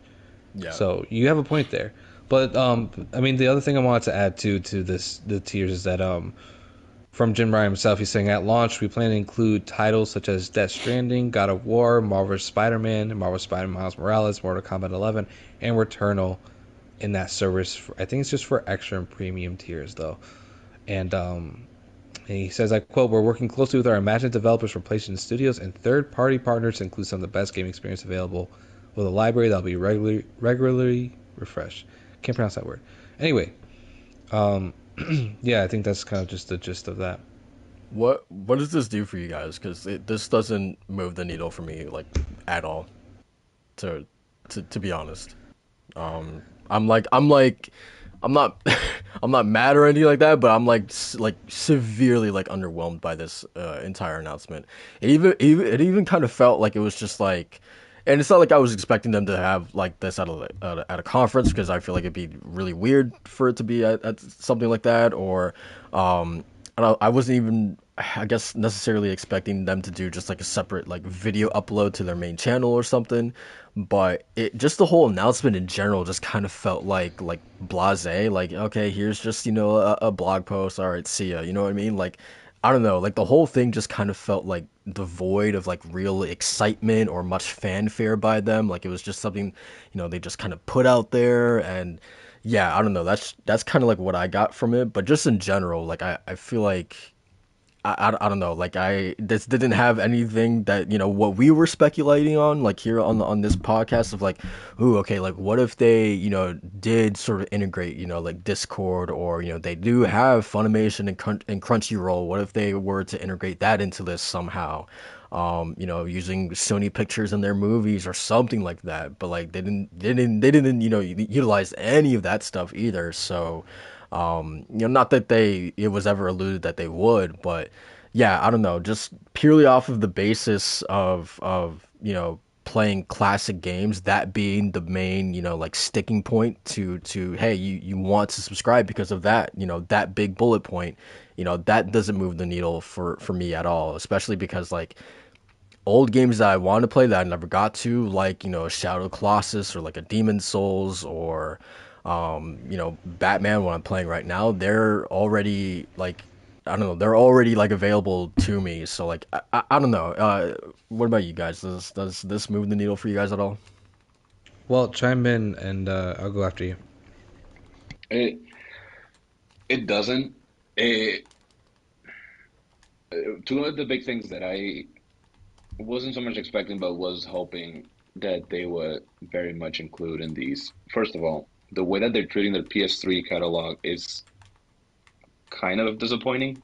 That they're just doing the cloud streaming and they're not really doing a like backwards compatibility situation or anything. Like I actually that's the other second reason. I actually like expected alongside this, subscription based thing, they would announce some sort of like backwards compat with like legacy titles like PS3, PS4, not PS4, Nah, PS4 I'm already not. has I'm it. not surprised at the And PS3 thing at all.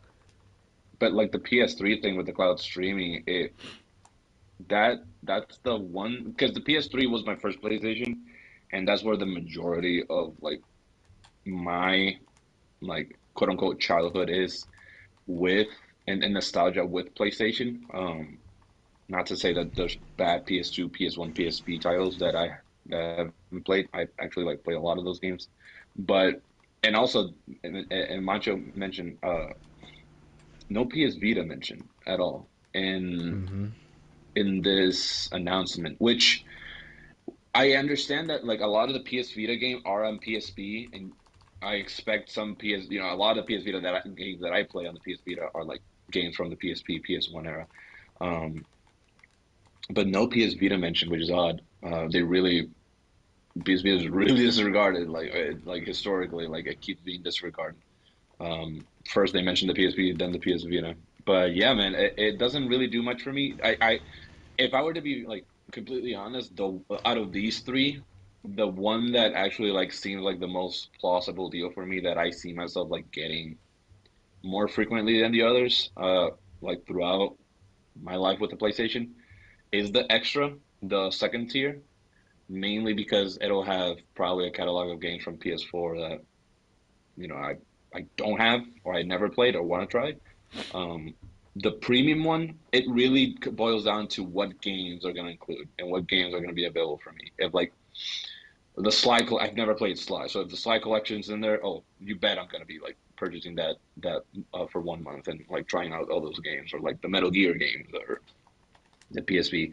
Like even bro, if they're bringing PS1 titles, I wonder if we'll get Chrono Cross or Chrono Trigger, like the PS1 Chrono Trigger. Like it really much boils down to what games are going to be included. You can't the whole you're going to have 700 plus game. No, miss me with that. Like you need to. Like, I need to see what games are going to be there. That very much boils down to what I'm looking for, and this is going to be the case with everyone, right? What the best bang for the buck is going to be. It depends on what games are going to be featured on these catalogs for each console. Um, but to be honest, it was an underwhelming announcement.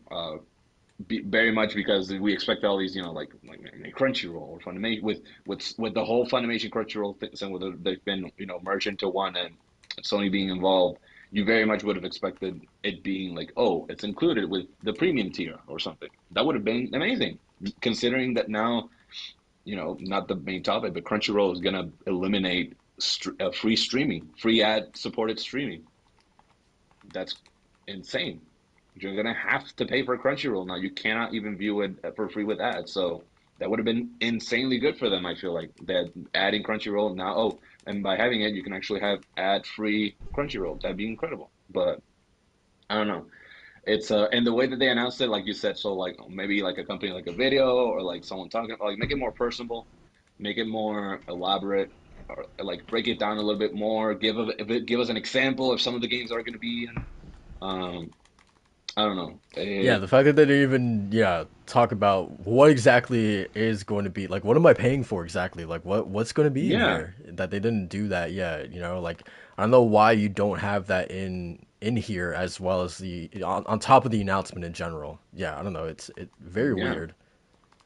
yeah. No, I I don't. They did the more than 400. It's like, dude, this is like the open world situation where someone will tell you explore more than X amount of acres of land and or like visit 5 gajillion planets. Like, dude, just what does the Yeah, game have?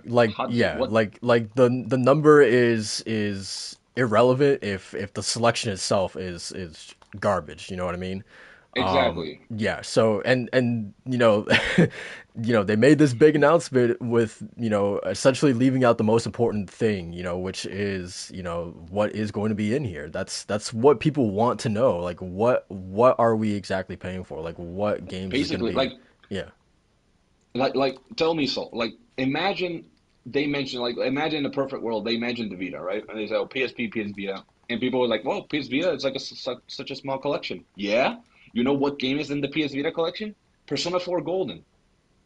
Hmm. Having Persona 4 Golden in one of these, you're gonna have like a solid amount of people like paying for this, like for a good time, like just with that one title. Like that's one of the biggest titles like to ever just be on the Vita. It's probably their most sold one or the most popular one on the store, PS Vita store. Like This is my reason for getting a Vita. there you go, boy. Like it's crazy. I don't know. That it's such simple things that we think about. I don't know. Maybe they'll prove us wrong, and the selection is insane. But I don't know, man. We have the whole also like PlayStation collection thing where Persona 5 is going to be leaving the collection in May 11th. So it's like if that game is leaving, like what is even going to be featured and what is going to be leaving like soon from that collection? Like I don't know if they're just trying to not put expectations because maybe they're just trying to get certain games on that collection still that they haven't been able to. I don't know. I think that's just an Atlas thing because Atlas is always weird with their stuff. Atlas Like, is super weird, man. Atlas is like super weird. they're so frustrating with their releases for the Persona games is absolutely baffling. Truly. But yeah, man. It didn't do much for me. I want to hear what Macho says because honestly, I mean, if Macho can give me more hope about what to expect with this, we'll see. Sorry, sorry to burst your bubble wall. I'm not Peter Pan in the situation. Oh man, I this grew man's up. Captain Hook. I grew up here, man. No, it's so. I think underwhelming is honestly the best term for this rollout, I guess you could say, because the first thing that really struck me on this was so unnecessary for an announcement right now was that they're releasing it in June. That's 3 months away. Hmm. What am I going to talk about for 3 months other than how much is it going to cost and what's in these titles? And for all we know, it could be completely like what we're not expecting or what we're hoping. Um, Walt, you mentioned Chrono Trigger, right?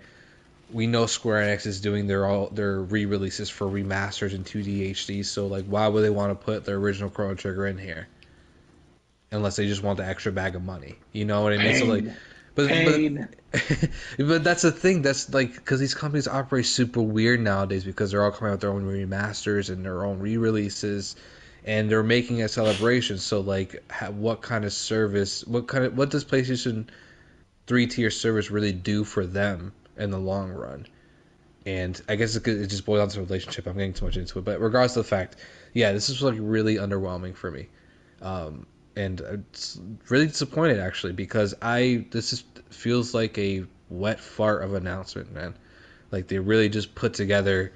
what was in a Bloomberg article months ago saying like it was just going to be a blend of PS Plus and PS. Now it's going to be three tiers, um, which is fine because that was what I was expecting too, anyways. Yeah, which But the which thing, to be fair, we probably should have like I don't know, is that on us because Bloomberg told us exactly what this was going to be, and I feel like maybe people ran, with, theories and thinking it was going to be something more when in reality like Bloomberg months in advance told us what this thing was going to be. So is that kind of on us for expecting more despite knowing what it was already going to be? well, the thing is that I don't expect more in terms of like them including Crunchyroll or Discord or anything like that, right? Because Hmm. those are what third party deals are for. Seeing what Xbox Game Pass does, where they have deals with Disney Plus or whatever third PlayStation party PlayStation brand. has Apple, with Apple Yeah, TV kind of thing. perfect example. Yeah, they can do the exact same thing with Crunchyroll, and that's that it is what it is. But what I was expecting more from this announcement per se was the grand rollout for a PlayStation worthy like announcement, right? Because you're gonna do a big, the games do the talking, but the games said nothing in this announcement because they didn't really give like a list of games. All they did was announce that some of the PS4 cross-gen to PS5 games or just PS5 games like Returnal are going to be in this service. That's cool, but what about the backlog? What about the backlog, the actual catalog of those classic games that a lot of people were actually asking for? Like just last year, people were up in arms that PS Vita and PS3 stores were going to be shut down out of nowhere. So like, where is this list of games for? I guess maybe they're just trying to finalize it and everything, but still, even then, just wait because the one thing that's going to get more people more excited about this service is the games that are in it. You know what I mean? Yeah. Especially those classic Yeah. games. So I think just not having like a list of like at least a hardcore list of games to like really say, hey, this was going to be on the PS1 catalog or PSP. Like these are stuff you can expect to see on here, like the original Daxter on PSP or the City of Final Fantasy or whatever great PSP games are out there, and there's a ton of them. Hmm. There's Um, too many. There's a lot. yeah, and about your complaint on PS Vita, well, I mean, I brought it up because I was wondering about Vita too, but the thing about PS Vita is that a lot of Vita games are also on PS4 because Mm, or even on PS3 rather because they had that cross generational like here's a Vita and a right. PS3 copy all that stuff, but yeah, there are a couple of Vita games like the Killzone and Uncharted Golden Abyss And that then never let's made let's its way. also not forget, which is why I don't necessarily blame them for the whole Vita not being included. It's because a lot of those games utilizes like the back touchpad or whatever thing, and it has like gyro and stuff like that. So I feel like they just like that's a lot of investment to go in there and sort of like rework those games to fit on modern consoles. Hmm.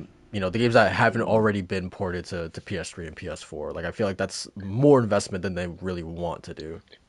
Yeah, What I that's can fair. say, That's fair. what I can say about, I don't know about how the back end is. I don't know about hardware architecture. I don't know. I gotta state those things for like I say this. So they're making it a pain in the ass to access these old games. I think personally, I have my PlayStation 5. Yeah, people still have the PlayStation 4 because they can't get their hands on the PlayStation 5, or they just choose to have a PlayStation 4. They don't need a PlayStation 5. Okay, fine. Make it fucking easy to play these PS3 games and these PS Vita. I don't want to have to hook up my PS3, my broken PS3, or buy a new one, a pre-owned one. People are gonna start spiking that shit up for me to be able to play Golden. Yep. But then you have people that don't have neither a PS3 or a PS Vita. They can't get anything. Oh, too bad. Get a PC to play Persona 4 Golden. Like, make it easy. Like, you have these games in your catalog, and but now they're doing PS3 via cloud streaming, and they Yeah. stated in the blog for people that don't have access, they're gonna give a discounted like fare or whatever to certain memberships due to like their lack of accessibility to like connection or whatever. Bro, like I don't know how expensive it is. I don't know how it works. But look at Xbox and look at just how seamless it is. How seamless it was to transition from Xbox One to X1 One X to Xbox Series X. and bring everything with you from Xbox proper titles, all the way to Series Xbox One titles, And Well, again, all in one to be console. fair on that point though, they made that a critical feature for the series consoles, No, for sure, and they worked on that for 100%. I years. was I was gonna bring that up. Yeah, I think that was like put into motion like what Macho like I think they started working on that in like 2012 or 2013. Like yeah, that it was was early. It yeah, was it early. was years in But is advance. PlayStation even trying to do that? I don't think No, I don't think no. they really care. And that's the thing. Well, but And that's the here's the counter to that to what you're talking about, Walt, because what Xbox is that you can take like some, I mean that very minimal, right, of your Mhm. original Xbox games and put them to your console and it'll recognize it and then you can download it or you can buy it off the store, whatever the case may be. PlayStation never operated like that after PS4, where you can't put your disc in because of whatever reason you can't, they will never find it, never download it. But the things what what they did to that to kind of counter that problem is PS4 remasters. So Mhm. in my head, why, if they're not now, not putting their internal teams or even some third party teams into remastering some of their PS3 games to put in this service or as PS4 remaster or something? Why haven't they done it for Infamous? Why haven't they done it for Sly Cooper? Why haven't they done it for Resistance? And that's the thing that kind of really disappointed me in that they don't seem like they have that together. And that Yeah, these PS3 games are going to be in this service, are going to be streamable for the foreseeable future until they actually work on back compat through emulation in straight up. PS5. And then like No, straight up. let's also be honest too. Like also like Xbox, they also recently announced that they're like ending, their back compat like Oh yeah, that was like the big, that was like the middle of last year. Yeah, yeah, yeah, because so of licensing fees and like all that stuff. exactly, right? It costs Hmm. a ton of money to keep this thing kind of like operating, but like just in general, like let's be honest, the percentage of people who actually utilize backwards compatibility is probably just not worth it to Sony. That's probably such a small, like minuscule amount of people who actually use it. Like, sure, it would be a consumer friendly thing to have, and it's a nice, like bullet point. But like, yeah, I would imagine that the amount of people who are actually using backwards compatibility is just an amount of people that to Sony is just not worth the investment. Not, And yeah. that's why I was, sorry to jump in, but No, that's you're why I good. was saying before, like that's why it's really weird the way some companies operate, and who knows if putting the original version of Final Fantasy VI into the service is really worth Square Enix's time when they have the Pixel remaster they can release to you for $20. Yeah. Yep. You know what I mean? So Yeah, like, yeah. and but that's why if you're gonna go the scumbag route, right? Re-release these as PS4 remasters. Like not just like not, I'm not talking about Red Dead Redemption. I'm not talking about Heavenly Sword, right? Those old PS3 games. I'm not talking about Haze. I'm talking about those internal games. Sly Cooper, Infamous, Resistance, the original Ratchet and Clanks, right? The collection that was on PS3, bringing them over to PS4. Even Yeah. the ones on PS3, bringing them over to PS4, like a Crack in Time and stuff like that. You know what I mean? So like, I don't understand why that, if that hasn't really been initiated, hasn't been done, to just go with That's that. Like, you that's know what I that's mean? something I'll absolutely agree with is that it's absolutely like egregious in my opinion that your first party games like just even talking about PS Now specifically, it's egregious that the Ratchet and Clank Future trilogy is not on there, right?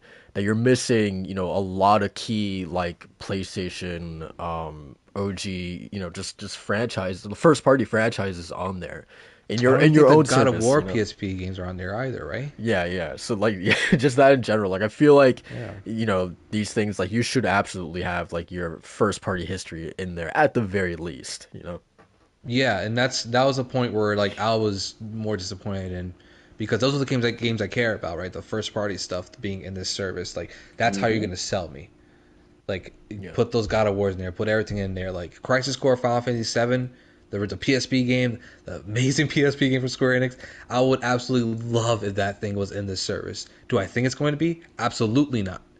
But regardless, yeah, it was one of those things where like that was a gem on that system and it should be in there, but it's probably not going to because Square Enix has their own plans for that.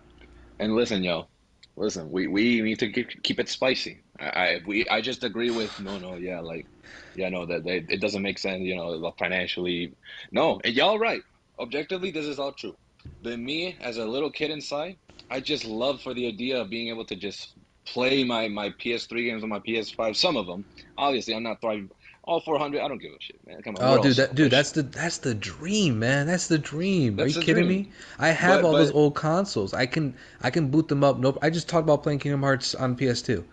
I have my PS3. I have a it's PC. I can amazing. play these games, but Yeah.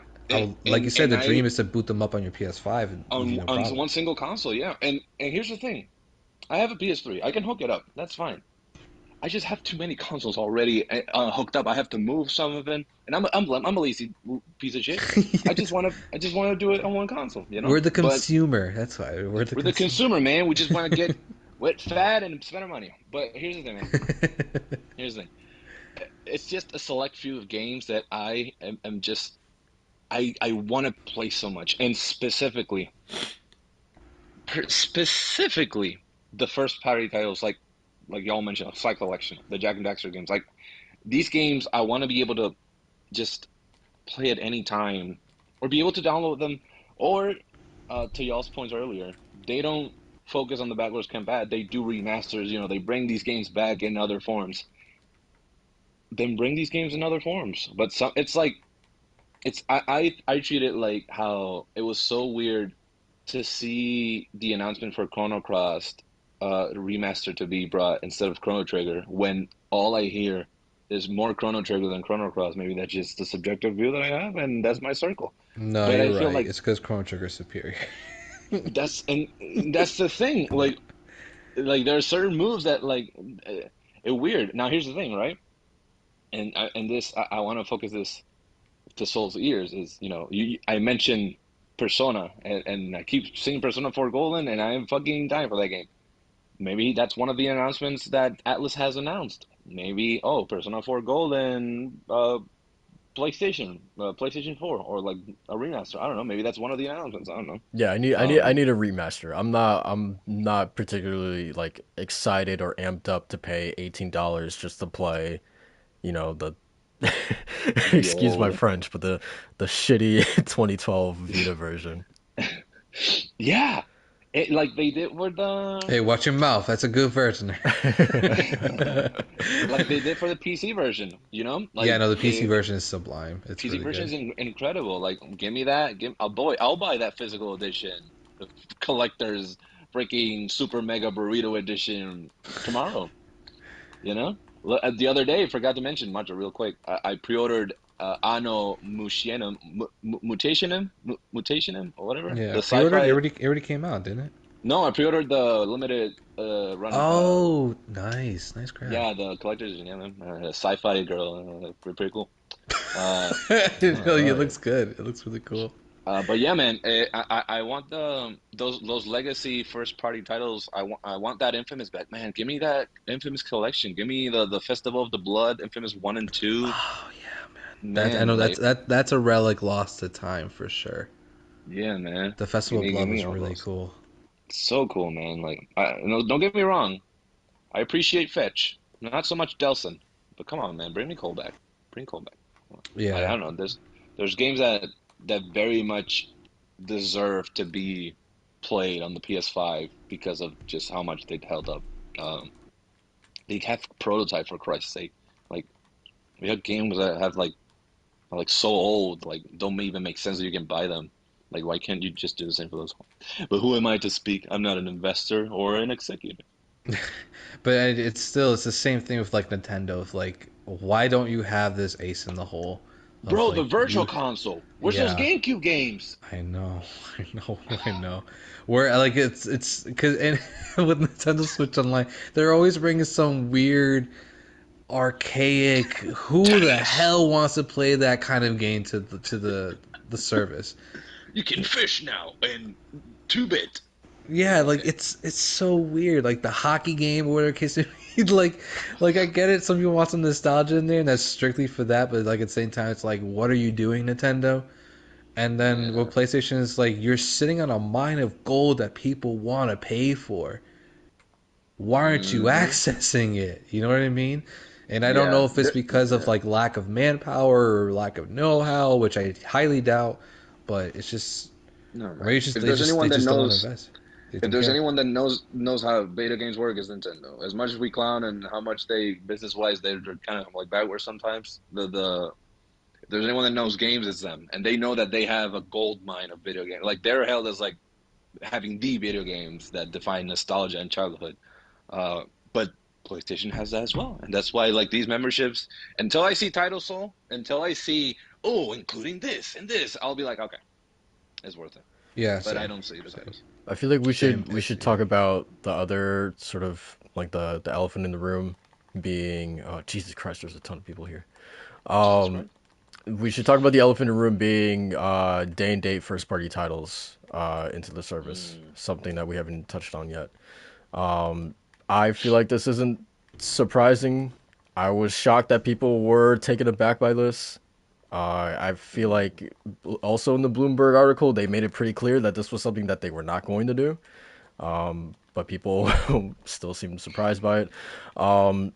So yeah, what did you guys think about this sort of having the confirmation that yes, indeed, PlayStation, at least for the foreseeable future, don't say never, but at least for the foreseeable future, there definitely won't be any day and date first party drops in PlayStation Plus like there is in Xbox Game Pass. That's um that's something that's not surprising to me at all. To be honest with you, it's something I wasn't looking for, and it's something I'm not gonna say something I don't want because yeah, it'll be great if that happens, but at the same time, I'm not looking for it. That's not my reason for getting to the service really. Um, people, I swear, so this was the week to unfollow media for the entire week because it was constantly Game Pass competitor, PlayStation Plus versus Game Pass. Like y'all are just making y'all just really beating a dead horse at this point and just trying to. I get it. You're trying to get the clicks on stuff, but at the same time, like you're being annoying, you're being disingenuous because that's not what PlayStation's trying to do or trying to be. They're not trying to be Mm. like Game Pass. They're trying to. This is essentially what this is a catalog service, which is what PS Now has always been. And Hmm. Right. PS Plus was the ones that had like the additional stuff of cloud storage and online multiplayer and two free games, quote unquote free games. But this is essentially a catalog service. Yeah. This is not Yep. what Game Pass is. It's not like the Game Pass competitor that people want it to be. And the main point that people want to point out all the time is day and date games. But then I'll ask you, when's the next day and date Microsoft game? Starfield. Got that from November. You Yeah. gotta wait for a whole year for that. Then what's after that? Hmm. Maybe State of Decay, that's in development trouble. Yeah. Haven, where the developers don't even know what that is. Fable, which is probably still in pre-production. So you're going to be waiting for these games until 2024, 2025. And at that point, by the time that year, those years come by, my point would be mute on day and date games because they'll hopefully have a regular rollout of their games. Yeah. But as of right now, y'all still waiting. So I don't care about day and date games. I care about what's in the service and the catalog that's in there. But that's just me. So everybody has different takes on it. So I feel like the big difference is that like Microsoft being Microsoft, like they can afford to take a lost lead right now on Game Pass and dumping their first party titles in there because they know in the long run, theoretically, it will pay off, right? That they'll someday in the distant future that they'll have like 80 million subscribers or something like that where the subs can basically pay for these games themselves. They're not at that point yet, but they can afford to wait because they're Microsoft. They can afford to take a loss right now, knowing that this is a really a long term investment to get to that point. PlayStation, on the other Hmm. hand, I don't think they can really do that. They're games like God of War and Last of Us Part Two. These are games that take years and years and years to produce and millions and millions and millions of dollars to make, and yeah, I don't know. I mean, Jim Ryan said it in that interview. He said it a little like pompous, him saying it would break our virtuous cycle. yeah, But what a load of crap, dude. but Come on. But but we know what he meant. What he meant by Yeah, that. That yeah, it could theoretically sort of mess with if they put a Ragnarok in there day one. Do you not make back your investment on that game because people are not paying the full $70 for that game? Like I don't know. That is something that could realistically happen. Yeah, the yeah. So I spreadsheets do. are quite elaborate. Yeah, I do agree with that because it can. We joke about the virtuous cycle, but I really think the point he's trying to make is that it could absolutely affect development time and expectations and all that kind of stuff because we see that we just saw that like what a couple weeks ago, so with Perfect Dark, where there's a lot of creative heads butting together on what this thing needs to be and to maybe does Game Pass tie into that and all that kind of stuff. So you kind of have to take all that into effect. And to your point earlier, yeah, Microsoft can live in the red for years and years and years and just wait for this thing to make money yeah, if it's not making money already for them, if it's not in the green. But again, you gotta take into account of like streaming service like Spotify, they're always going to be owing money, and that the music industry, at least artists in that subscription or in that service, are still trying to make their money. yeah, Netflix is Mm. always in debt. yeah. That's very true. And like yeah, he said the virtuous cycle thing, but I think just to put it bluntly, this is about money. Like they need to make their money Yeah, back on these large scale investments. On Ghost of Yeah. Tsushima took 6 years to develop, right? You want to make your investment back on a game like that. Thankfully it sold like 8.5 million units, so like seemingly it did, but like yeah, it just like he says break the virtuous cycle, but yeah, to put it in there day one, it could realistically mess with their ability to make back their money, which I in a perfect world, sure, I would love these things to be in the subscription service for day one. I don't care about Sony's pocketbook or the money or anything like that. But all I guess I'm trying to say is I understand why they wouldn't put it in in PlayStation Plus day one. On the other hand, I could totally see titles like a Concrete Genie or a Gravity Rush or like a Knack or something like that being in there, like in maybe not even day one, but like a couple months after launch, because those are titles that the investments naturally are not going to be as big as you know as a God of War or The Last of Us. Titles like a on a Psychonauts 2 level of investment, I could totally see being in there relatively early. But yeah, you're out of your yeah, mind true. if you ever thought God of War or The Last of Us or games like that were going to be in here day one. Yeah, I mean, Yeah. my thinking for that was, if not those big single player third person action games that are going to be in there that they're so well known for, I was thinking maybe the live service games will go day and date in this service Mm. Yeah, maybe.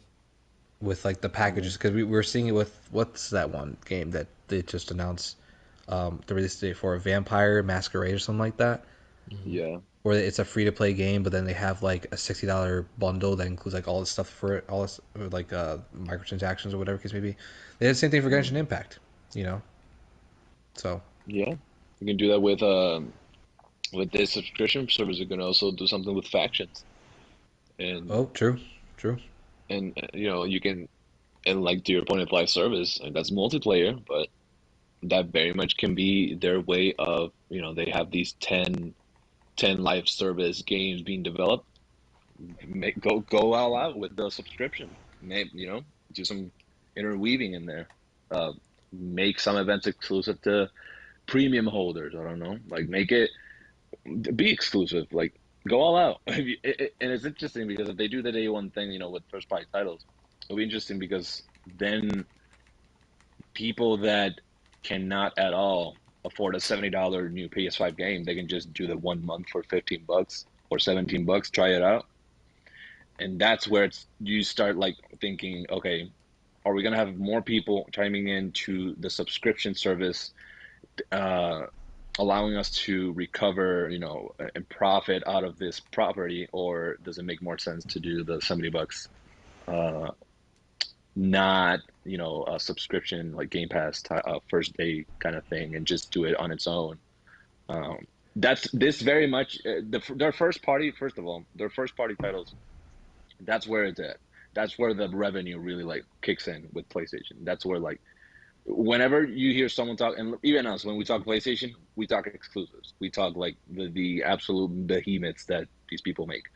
Uh, it's very much something that you have to analyze and see is it worth it, to the point of like it's the same kind of vein of like transitioning, the virtual cycle, like how you are mentioning, like they never from the beginning focused on backwards compat because it doesn't make sense. Then does it make sense to put these games for day one on their subscription services? uh if anything, make it a timed exclusive and then make people buy it. I don't know. Sounds, you're forcing something that for many maybe they won't like, but you're you have control over the property. You actually have control over how this is being received by the public, um, and not so much doing a black and white situation. Back I to don't like know. what we were like kind of saying earlier about like live service games being put into the service. Like not even that like guarantees like a success necessarily, because Yeah. like we have instances of like, yeah, we have like for every Rocket League, for every Fall Guys, we have a game like Destruction All Stars that was literally free on PlayStation Plus, and was popping for like 2 days and then bombed, dropped off of a hill quickly thereafter. So like, um, you know, it just because you put like Haven's new title in PlayStation Plus day one, sure it'll have like a lot of eyes on there, uh, right off the gate. But even that could it's at risk for dropping off pretty quickly just as well. So Hmm. yeah, so Yeah, man. um, man, there I don't was. know, man. Buy an Xbox. Don't buy a PlayStation. PlayStation's kind of mid. I'm kidding. I mean, this service is overall. I think the service is just way more disappointing than at least the announcement for it and like the potential what it can be is more disappointing than what we were hoping for. Yeah, yeah, Mm. for sure. Um, all right. I guess that wraps up the talk on PlayStation Plus. There was something else that I wanted to bring up in regards to this topic, but I forgot. Um, Did it see. include Lady D. discounts or anything like that? Crossovers? Um, nah, it's fine. Yeah, we can just move on. Um, all right. So yeah, that is PlayStation Plus. Let's move on to I guess E3 2022. Again, I guess to no one's surprise, it got canceled. Which is funny because like when was it? Back in January when we were starting to hear like rumblings about this. The ESA were kind of like, oh, well, we're planning. We have a digital event in the works, and it was like people knew that that was pretty much bullshit. Like, okay, no, you guys don't. And then literally 2 months later, like, we're canceling it.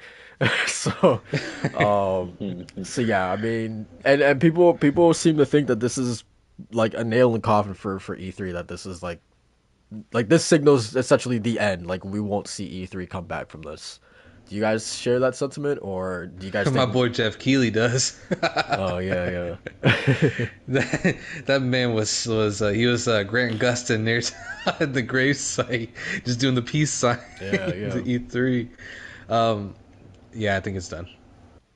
Ooh, I think it's the end of E3 for sure. If they can't pull off a digital event, which it's months in advance, then what can you do, man? It's the change of the industry, and a lot of people want to like kind of have fond memories of E3, and that's great because E3 is definitely like something to look forward to every year. I remember did you those ever go? summers. No, I wish that was it was a dream to go to E3, right? It's always like back then was like always the gamer's dream to go to E3 because that's where everything happens. It's where you talk to amazing developers and stuff like that. And of course, now like we're kind of just inundated with stuff like that. We have a whole bunch of more events and virtual events now that just kind of get the job done, and we don't have to wait anymore. Um, so Yeah, I feel man. like it's only a matter of time. But if anything, it's not like I don't think it's really kind of like the end of a big game event like this. Is more just kind of like the rebirth of something else, and that's probably what Summer Game Fest is gonna be. You know, so Let's hope. yeah. I mean, of course, I would love for them to still do that kind of big event where everybody's in one place and just talking about games and playing games and in case by case basis. But yeah, it seems like it's not gonna be like that for E3 anymore. Yeah, yeah, for sure. Yeah, man. Um, I mean, hey, these digital events make more sense. They're more.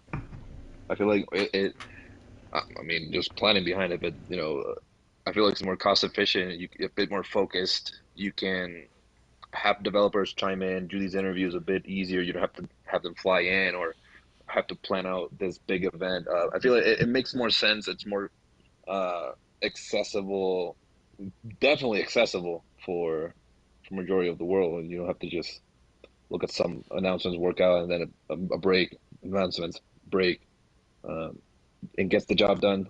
You can mention how long it'll be. Oh, it'll be like a 45-minute event. Like, look at Nintendo Direct, man. Look at these states of play. I feel like I get more excited when I hear state of play announced for this week than I do for like, oh, the Summerfest. Now, don't get me wrong, the Summerfest, super excited for it, but it's a different feeling. It definitely hits different. Uh, but yeah, man, do more digital events. These are pretty cool. I like them. I like them. Yeah, it's a good point. I do get more excited for like these 20 to 30 minute really intimate like showcases more than just like an hour long presentation. Exactly.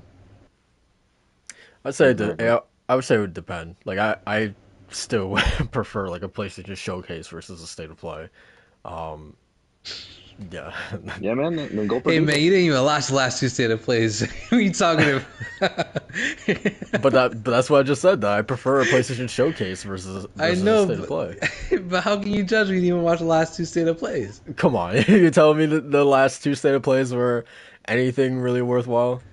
bro. It was lit. Come on now, Oh JRPG Bro. man. Central, and then we got Hogwarts Yeah. Legacy. That was hype, bro. Dude, Come on that now. state of play Okay, was kind yeah, of yeah. lit. Like the single game State of Plays are good, but I mean like Okay, yeah, okay. like the Okay. other ones, the other ones.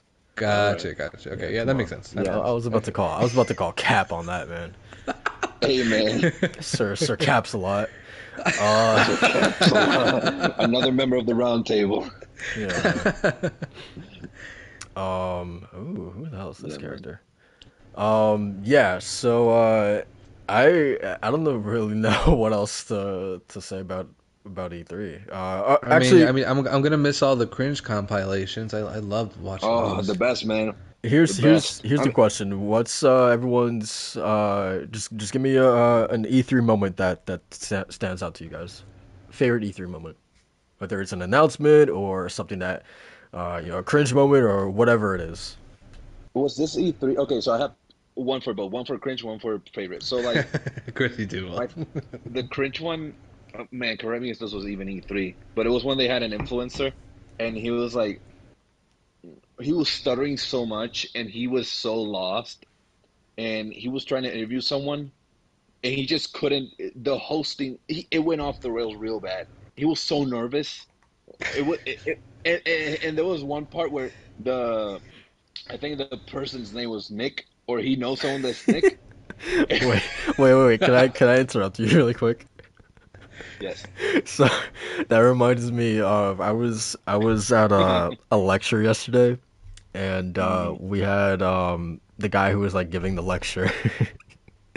He was like, you could just tell he was so nervous. Like he was out of breath after like saying like four words. Like I felt so bad. He was like, okay guys, welcome to to the university. We're so excited to have you. Like I'm like, oh god, like I wanted to get through it so quickly, man, because I was just so uncomfortable.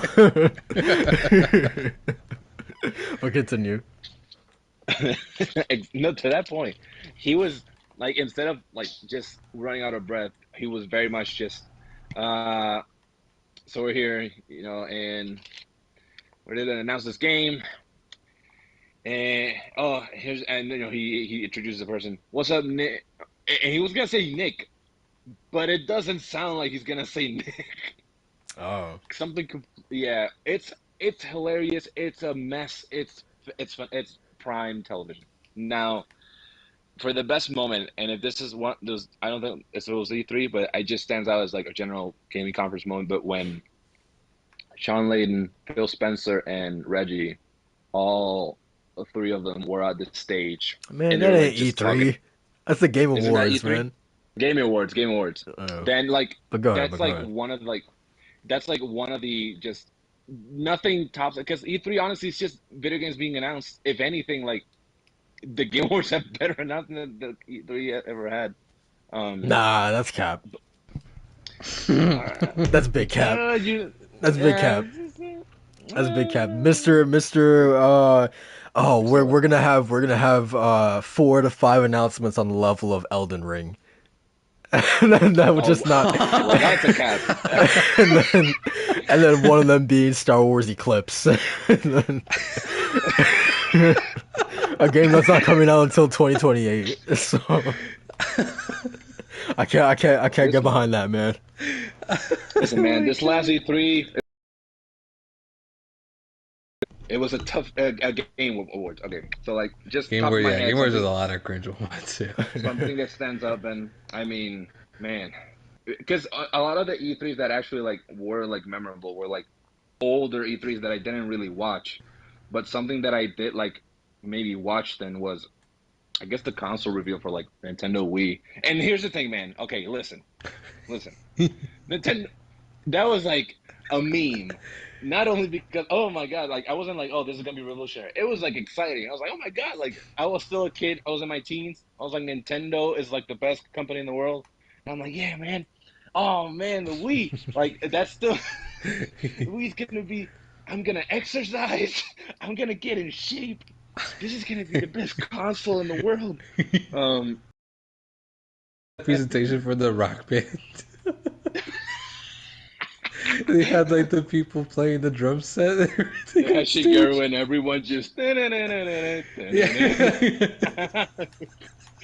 Listen, man, Nintendo E3 hits different. Oh my god. But yeah, man, I have to just Nintendo. Nintendo at E3 is always just makes it, and Macho is gonna mention one. He mentioned one of his moments.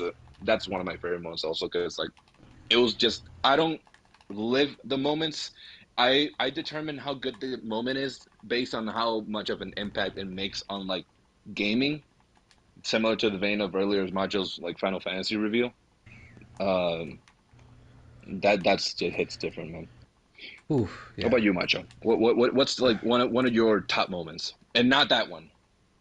Yeah, I mean, there's a lot, man. I've been watching E3 for years, so obviously the biggest one was it 2015 or 2013 E3, but it was the reveal for Final Fantasy Verse 13 turning to 15.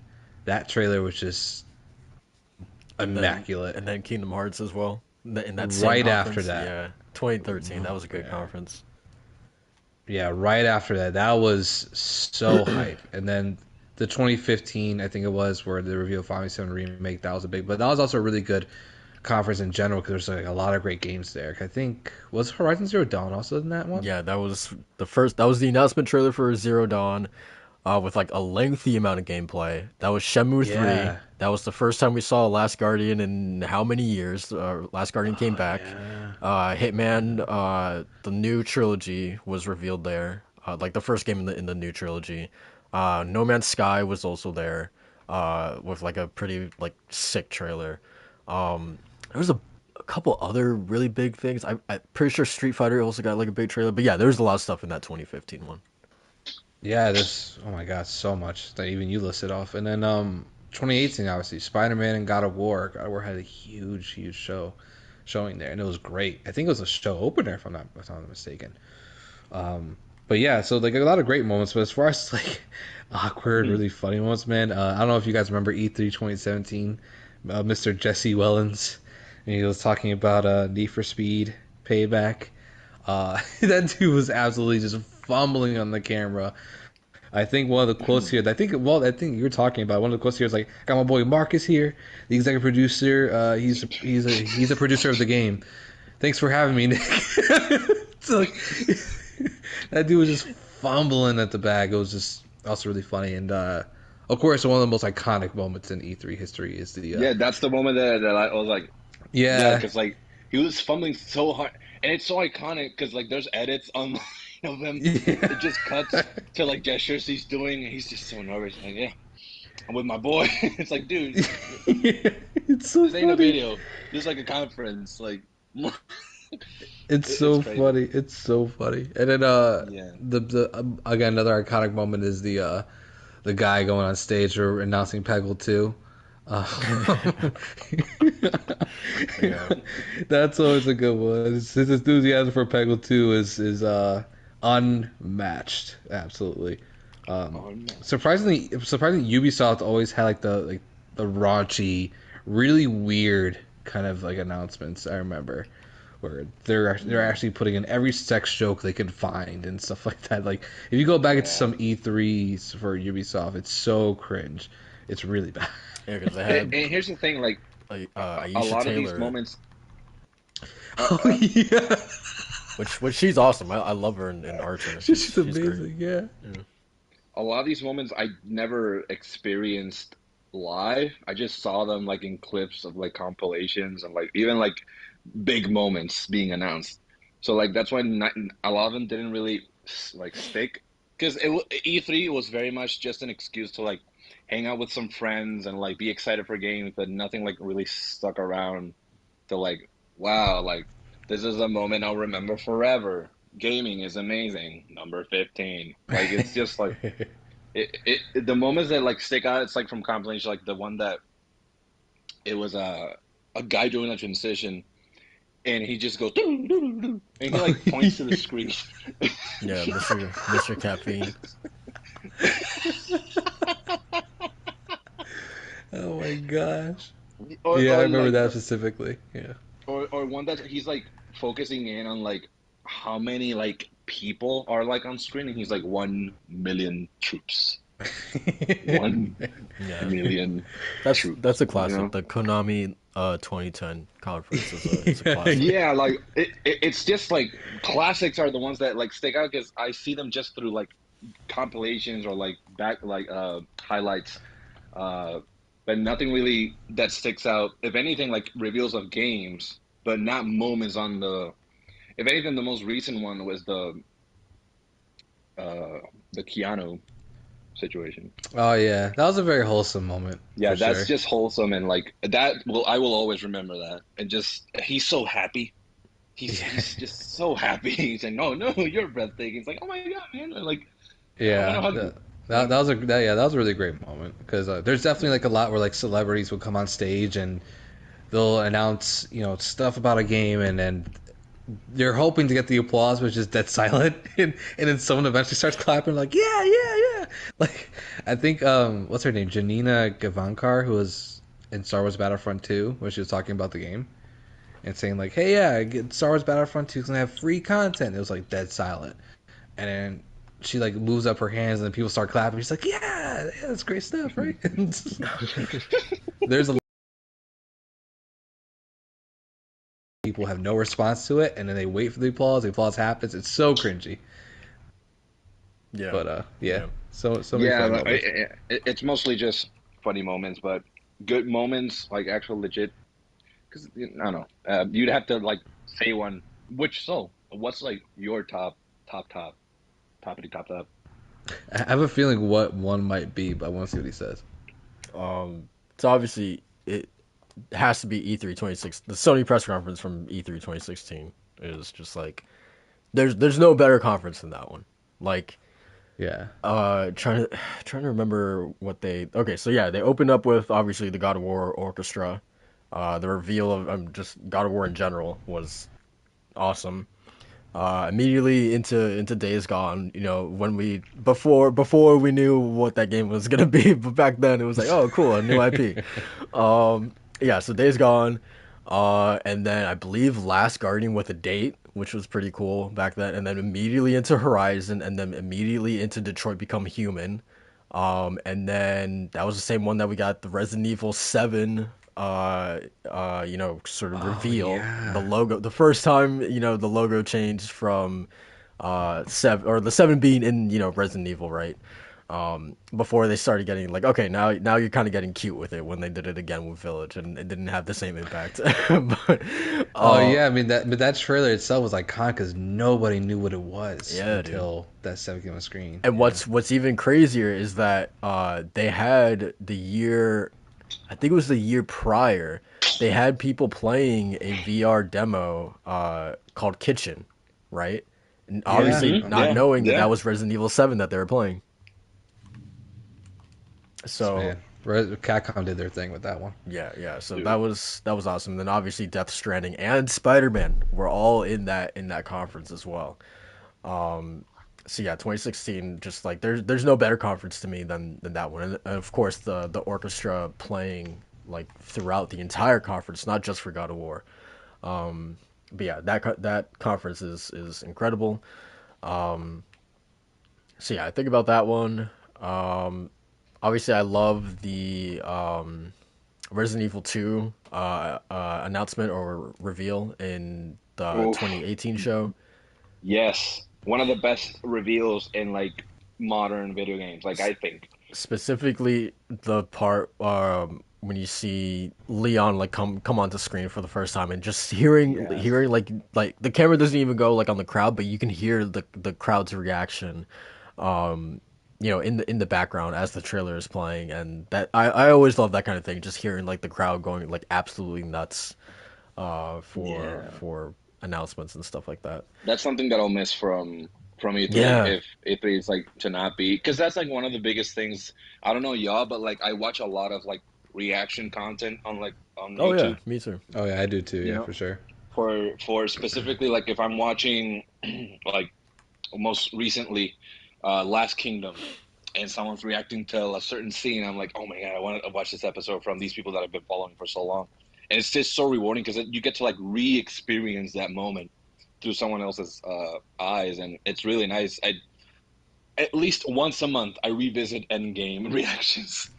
But At like least once a month. Oh yeah, that's a good one too. specifically like to that point, there was in the what the fuck is okay, in the PSX 2016, which is also like Rip. aside from PlayStation's E3 2016, that PSX in 2016 is like probably my second favorite conference of all time. But in that conference, they showed the Gravity Rush 2 DLC for the first time, and revealing that Raven was the main playable character, and Shuhei came out on stage to announce it, and someone from the crowd was like, when Shuhei was like, "You'll get to play as Raven and learn all her secrets," and someone in the crowd literally yells. And it's audible. He yells, "Thank you so much!" And Shu kind of stops what he's saying, and he's like, and he kind of like acknowledges the guy in the crowd. But yeah, it's like as Walt was saying, like yeah, I'm definitely, if E3 is going away for good, I'll definitely miss Yeah. sort of stuff like that. Yeah, Yeah. I That's have the I've. What you say, Well? No, go ahead, go ahead, go ahead. Well, I was saying I have two moments from that. One was the Final Seven remake trailer, and so if you watch the Web Meal podcast and Broken Games HD gets made fun of all times for this, where in the reveal trailer you can hear him yell, "Oh my god!" Like, it's once you see Cloud's Buster Sword, you can literally hear him just yell that, and it's the funniest thing in the world. And one of the most epic ones actually that you didn't mention, so I was expecting you to, was I forgot what E3 it was, but when Assassin's Creed 2 was first showing its gameplay, and then we got the first glimpse of the double hidden Yeah, that's a blades. cool moment. Like, like you can hear the crowd in that moment. We're going, Yeah, "What? Oh yeah, my gosh!" It's super cool. yeah. Yeah. I feel Um, like one of the to Soul's point that I mentioned earlier, because I just have to it probably is that might be my favorite reveal of of like a certain like of a video game. Like it was a specific reveal, and it's Kratos coming into the light, Yeah, and yeah. to the point of reactions, you can listen to the live like mumbling, and then what, and just super just people going insane. You can hear people just guttural screams like, "Oh my God!" And now I just, because it's not gonna be live, I don't know where y'all watch it, but usually I'm like either like on Easy Allies or like I watch it live. These events, if they're digital, I watch it through like another Twitch channel to just have some audience like feedback or like some energy. Because if I just watched it, sometimes I'm just like, oh yeah, that's cool. That's a Yeah, I always that's a watch good Maximilian, game. dude, and his Mike, oh stream man, he's streams. so hype with his crew. They're so hype. Yeah. They're so hype, man. But yeah, To man. that point, Macho was talking about the 2015 conference a little bit, but Yeah. also you brought up Easy Allies, and I love one of my like all time favorite like reactions and just like wholesome moments is Michael Huber's reaction to Shenmue 3 being revealed, which is probably like the most like Hmm. probably one of the most like legendary reactions in general. But it's a game that I don't even care about. But just seeing like the pure like the man was emotional. Like he literally like jumped up from his seat and was just like in disbelief, dude. He was crying. Like the way that he like moved to like the monitor and was just like touching it. He was like I've never seen anyone like react to a game announcement like that. And like me having no prior experience or knowledge of what even Shenmue was about, like I immediately knew just like how much like the I don't know like sentimentality that he had for this franchise, um, just purely based off of his reaction to Shenmue 3 being announced. Like it is and his friends being like also like in the room with him and just like being like not even necessarily like big Shenmue fans but like being happy for him and like hugging him and like jumping up and down with him. Yeah, it's one of Yes. my favorite reactions. I love that. Yeah, It's Huber's just That's reaction to passion. that. awesome. Yeah. That's It's awesome. that passion. That was definitely me for Kingdom Hearts 3. I jumped out of my seat and ran around my living room. I was like, it's real. It's Yeah. happening. And then, and then like Yeah, dude. that was the same one with the Shenmue specifically that they it was like a Kickstarter for that game or whatever, and and Huber was like he like literally took out his wallet. He's like, hey, take it. He's like, take it. Yeah, but Which, by the way, so to EC Allies, by the way, salute to Brandon and his future endeavors, and and whatever he's gonna do. He's not been gonna be leaving Easy Allies. I think like May. mhm. Um, man, that's a group that you really feel they're like family, you see when you see like people hyping up like to y'all's points of sharing the passion of another friend or of people that are gonna. That's why I'm just like I'm so it's so exhausting to see like console wars and whatnot because it's like, dude, just be or like when people are like, oh no, that's not what we wanted. It's like, no, that's not what you wanted. Like just celebrate gaming. And I think like E3 is not so much, people say, oh, it's for investors. Like I don't give a shit. Like it's a celebration of games. I love it when it's just an event where people of all walks of life can very much just say like, hey man, like God of War is pretty tight, right? And they're like, yeah, man, I love you. And you just kiss. Like it's amazing. Hey, It's yeah. an amazing, amazing I don't know what you're experience. talking about now. Um, I kind of spaced out when he said and kissed. I was like, what? yeah, man. But anyway, man. That's I really don't have anything else to really add in regards to this topic. So yeah, I mean E3's done, man. Can't say I'm really shocked, but yeah, I guess that's pretty much it for the topic. And I guess I mean that's pretty much all that we have for topics as well. So you guys want to wrap this up? Yeah, I mean, I'll just say the last Fire Sprite. We got word that Fire Sprite is working on a AAA horror game. Um, Yeah, was it announced that they're going to doing a live service though, or yeah, they're working on like 4 projects over there. okay, Jesus.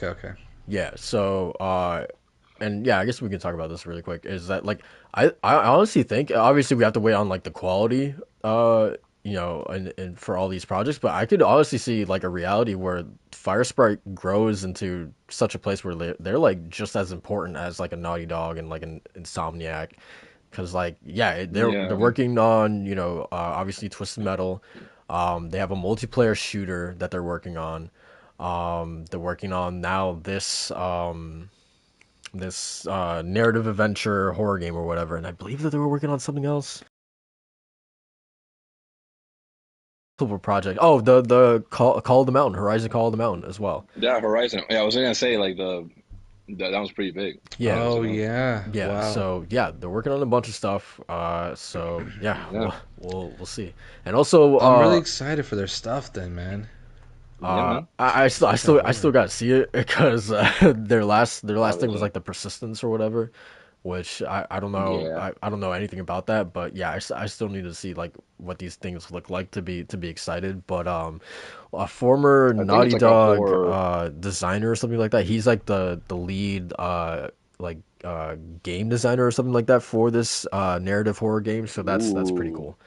Um, that's nice. yeah, That's nice. but yeah. Yeah, Other Persistence is horror, so like maybe they have experience already, like some horror. So yeah. I'm excited then. I mean, just from a horror standpoint because I want to get more into horror games, and the Quarry, something I'm looking forward to, is coming out this yes, summer. It looks really good. They have the digital deluxe. So I'm really tempted just to go and get that because I'm really excited for that game. That's And Macho? Why? Who's in that game, Macho? Miss Brenda Song, she's, she's she's great, man. but Gotta love her. to that point, I I think that is a reason to be excited because I think that is a place where Sony can definitely like it doesn't hurt to have more horror in your lineup and Hmm. yeah I think that's definitely a place where like it's pretty cool that it seems like they are filling that gap um you know so For I think sure. that's pretty cool Yeah, because I'll be even more excited if it was PSVR 2 title as well. really Dude, yeah. Oh yeah, yeah. Because nah the one thing I really I mean I think I hope it's like cross not cross gen but like cross compatible with just being a PS5 game and then a PSVR 2 game, Mhm. and that's mostly because I Oh, really missed out and I wish I did this was play Resident Evil 7 in PSVR because yeah. Which is supposed to like very scary like that. It's like one of the yeah, like better that's a VR game games. that was perfect for VR, and I wish I took the jump at that one. And Resident Evil 8 didn't do that, so I'm kind of Mm, hoping that this horror adventure that they're working on is PSVR 2 and PS5 compatible, where you can play how you want. And I'll yeah, definitely go into PSVR 2 if it's up my alley. yeah So but yeah yeah. It's like Horde, man. yeah purely off the basis that it is horror I think that is pretty cool. Um, Yeah, man. so yeah, that is going to do it for this week's episode of the DualShock and Sense podcast. We're gonna get started with these intros, or outros. But before we do, I want to remind everyone to go ahead and like and subscribe to the channel. We would greatly appreciate that. If you are enjoying, the show, then yeah, go ahead and go ahead and like and subscribe, man. It's free, man. It's free. Um, so yeah, It's free real estate. Walt, why don't you get started with your outro, man? This weekend, boys and gals, I will be eating a lot. No, I'll be spending time with family. I'll be chilling. I'll be getting back home tomorrow from the great island of Puerto Rico. Gonna be eating good. Gonna be sending Macho some pics because so he can envy me and be jealous. exactly, don't send me no canepas pics, all right? I actually want. Actual food, not some fruit. Just look at this canepa, man. Look at this No, round green. I want any of your canepa pics, all right? I, I don't even want the I don't want any kind of pics But like that. yeah, man, we're gonna be I brought my Switch with me, so gonna be doing more Kirby. If I can tonight, if I'm not, I don't want to be sleepy for it. I'm gonna be diving into Triangle Strategy. If not, I'll just do Kirby and sleep, and then tomorrow I'll do Triangle Strategy. Do Kirby in the Uh, mouthful mode, right? You're gonna try that out. yeah, man, Gotta dude, give it's impressions in the mouthful mode at yeah, least. man, because that game just sucks me in when I use that mouthful mode. You know, Good, good. it, I'm glad. I'm glad. It's supposed to really like draw you in and be yeah, soul man, devouring. So it's big enough for me. You know, Oh my good. Yeah, God. that's what's up. What? it's pretty crazy. I don't know, man. I was, I don't know. That last thing that Walt said was a little sus even for this conversation, man. No, man, it's like big enough for me to enjoy because I'm a big Oh my boy and God. it's a big boy game. Exactly. You know, Exactly. Didn't you know? all, He, all, he, Yeah, he man. got he got some big canepas to share. oh man. This is all I'm saying But is yeah, that man. this has been an eye opening podcast this week, man. Really? This one? This one? Yeah, yeah, you know Like what? two Yeah, podcasts you're ago was right, eye you're right. opener. This got to be like the at least like the sixth podcast that I've been raising my eyebrows at you two a little bit. Uh, but Macho, go ahead, man. What's up with you this week? Yeah, this is absolutely going to be the DNF duel weekend. Hopefully, my finger's still recovering, man. I guess I might have to actually take a break and play Oh something man. chill like Triangle Strategy because DNF duel definitely works out these fingers. Um, but yeah, Wow. mostly Triangle Strategy and the Kingdom Hearts replay for this weekend. Dive into those and then tackle something else after that. Probably Trails in the Sky or something. We got the new patch for Final Fantasy 14 coming April 12th, so that's gonna be my deadline time to finish up some games and so I could dive back into 14. What's that game? What's that title? For Is it what? is it like is it acclaimed? No, was that Final Oh, Fantasy it's game? yeah, it's patch 6.1 newfound adventure, so basically like the Mm. start of a new story more or less. Oh, nice, man. Very Yes, nice. sir. So as for me, I don't know. I honestly, this is tough. I just started school, so I don't think I'm gonna be playing too much of anything for like the next 2 years, to be honest. Um, That's so Oh fair. man. yeah, like an advanced school. So like essentially, it's like I'm doing like I'm getting my bachelor's in like 2 years instead of the normal four. But you know, in order to do that, like my schedule is like pretty ridiculous now. Like I'll be in school essentially like 9 to 5. So yeah, God damn. so I don't know. Um, but Good shit, man. Good. We here in the DualShock Sense Podcast wish you the best of success. We shall celebrate and nourish these fruits that you will provide us a fantastic degree. all And right, hey, man. well. And listen. One last thing there. Uh, fuck you.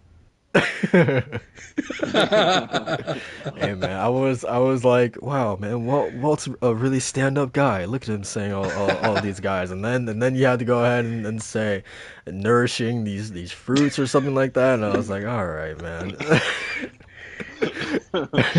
Hey man, More it's um, better what I was success. gonna say. I was gonna say I hope you get F's and D's throughout your entire hey semester, yo, man. Hey, hey, yo. hey man, it'd No be cheese? it'd be your closest friends sometimes. I want to see you fail, man. Damn. Hey man, ask help from Joe Byron, all right? Bing Oh bong. man. Good pudding. Anyway, yeah, so just probably continuing like chipping away at Arkham City while I still can. Other than that, really don't know. That's probably about it though. Um, Yeah. This is the end of gaming for you. yeah, unfortunately. No, I hear you, man. Ever since I went back to the office, it's like game time just decreased dramatically. Yeah, yeah. But yeah, man, that's gonna do it for this week's episode. Catch us next week. Hopefully, you know that big PlayStation acquisition is gonna happen. You know, and it's just a matter of time, man. So yeah, we'll see you Let's see how guys many then. people more die. We'll see you guys then. Peace out.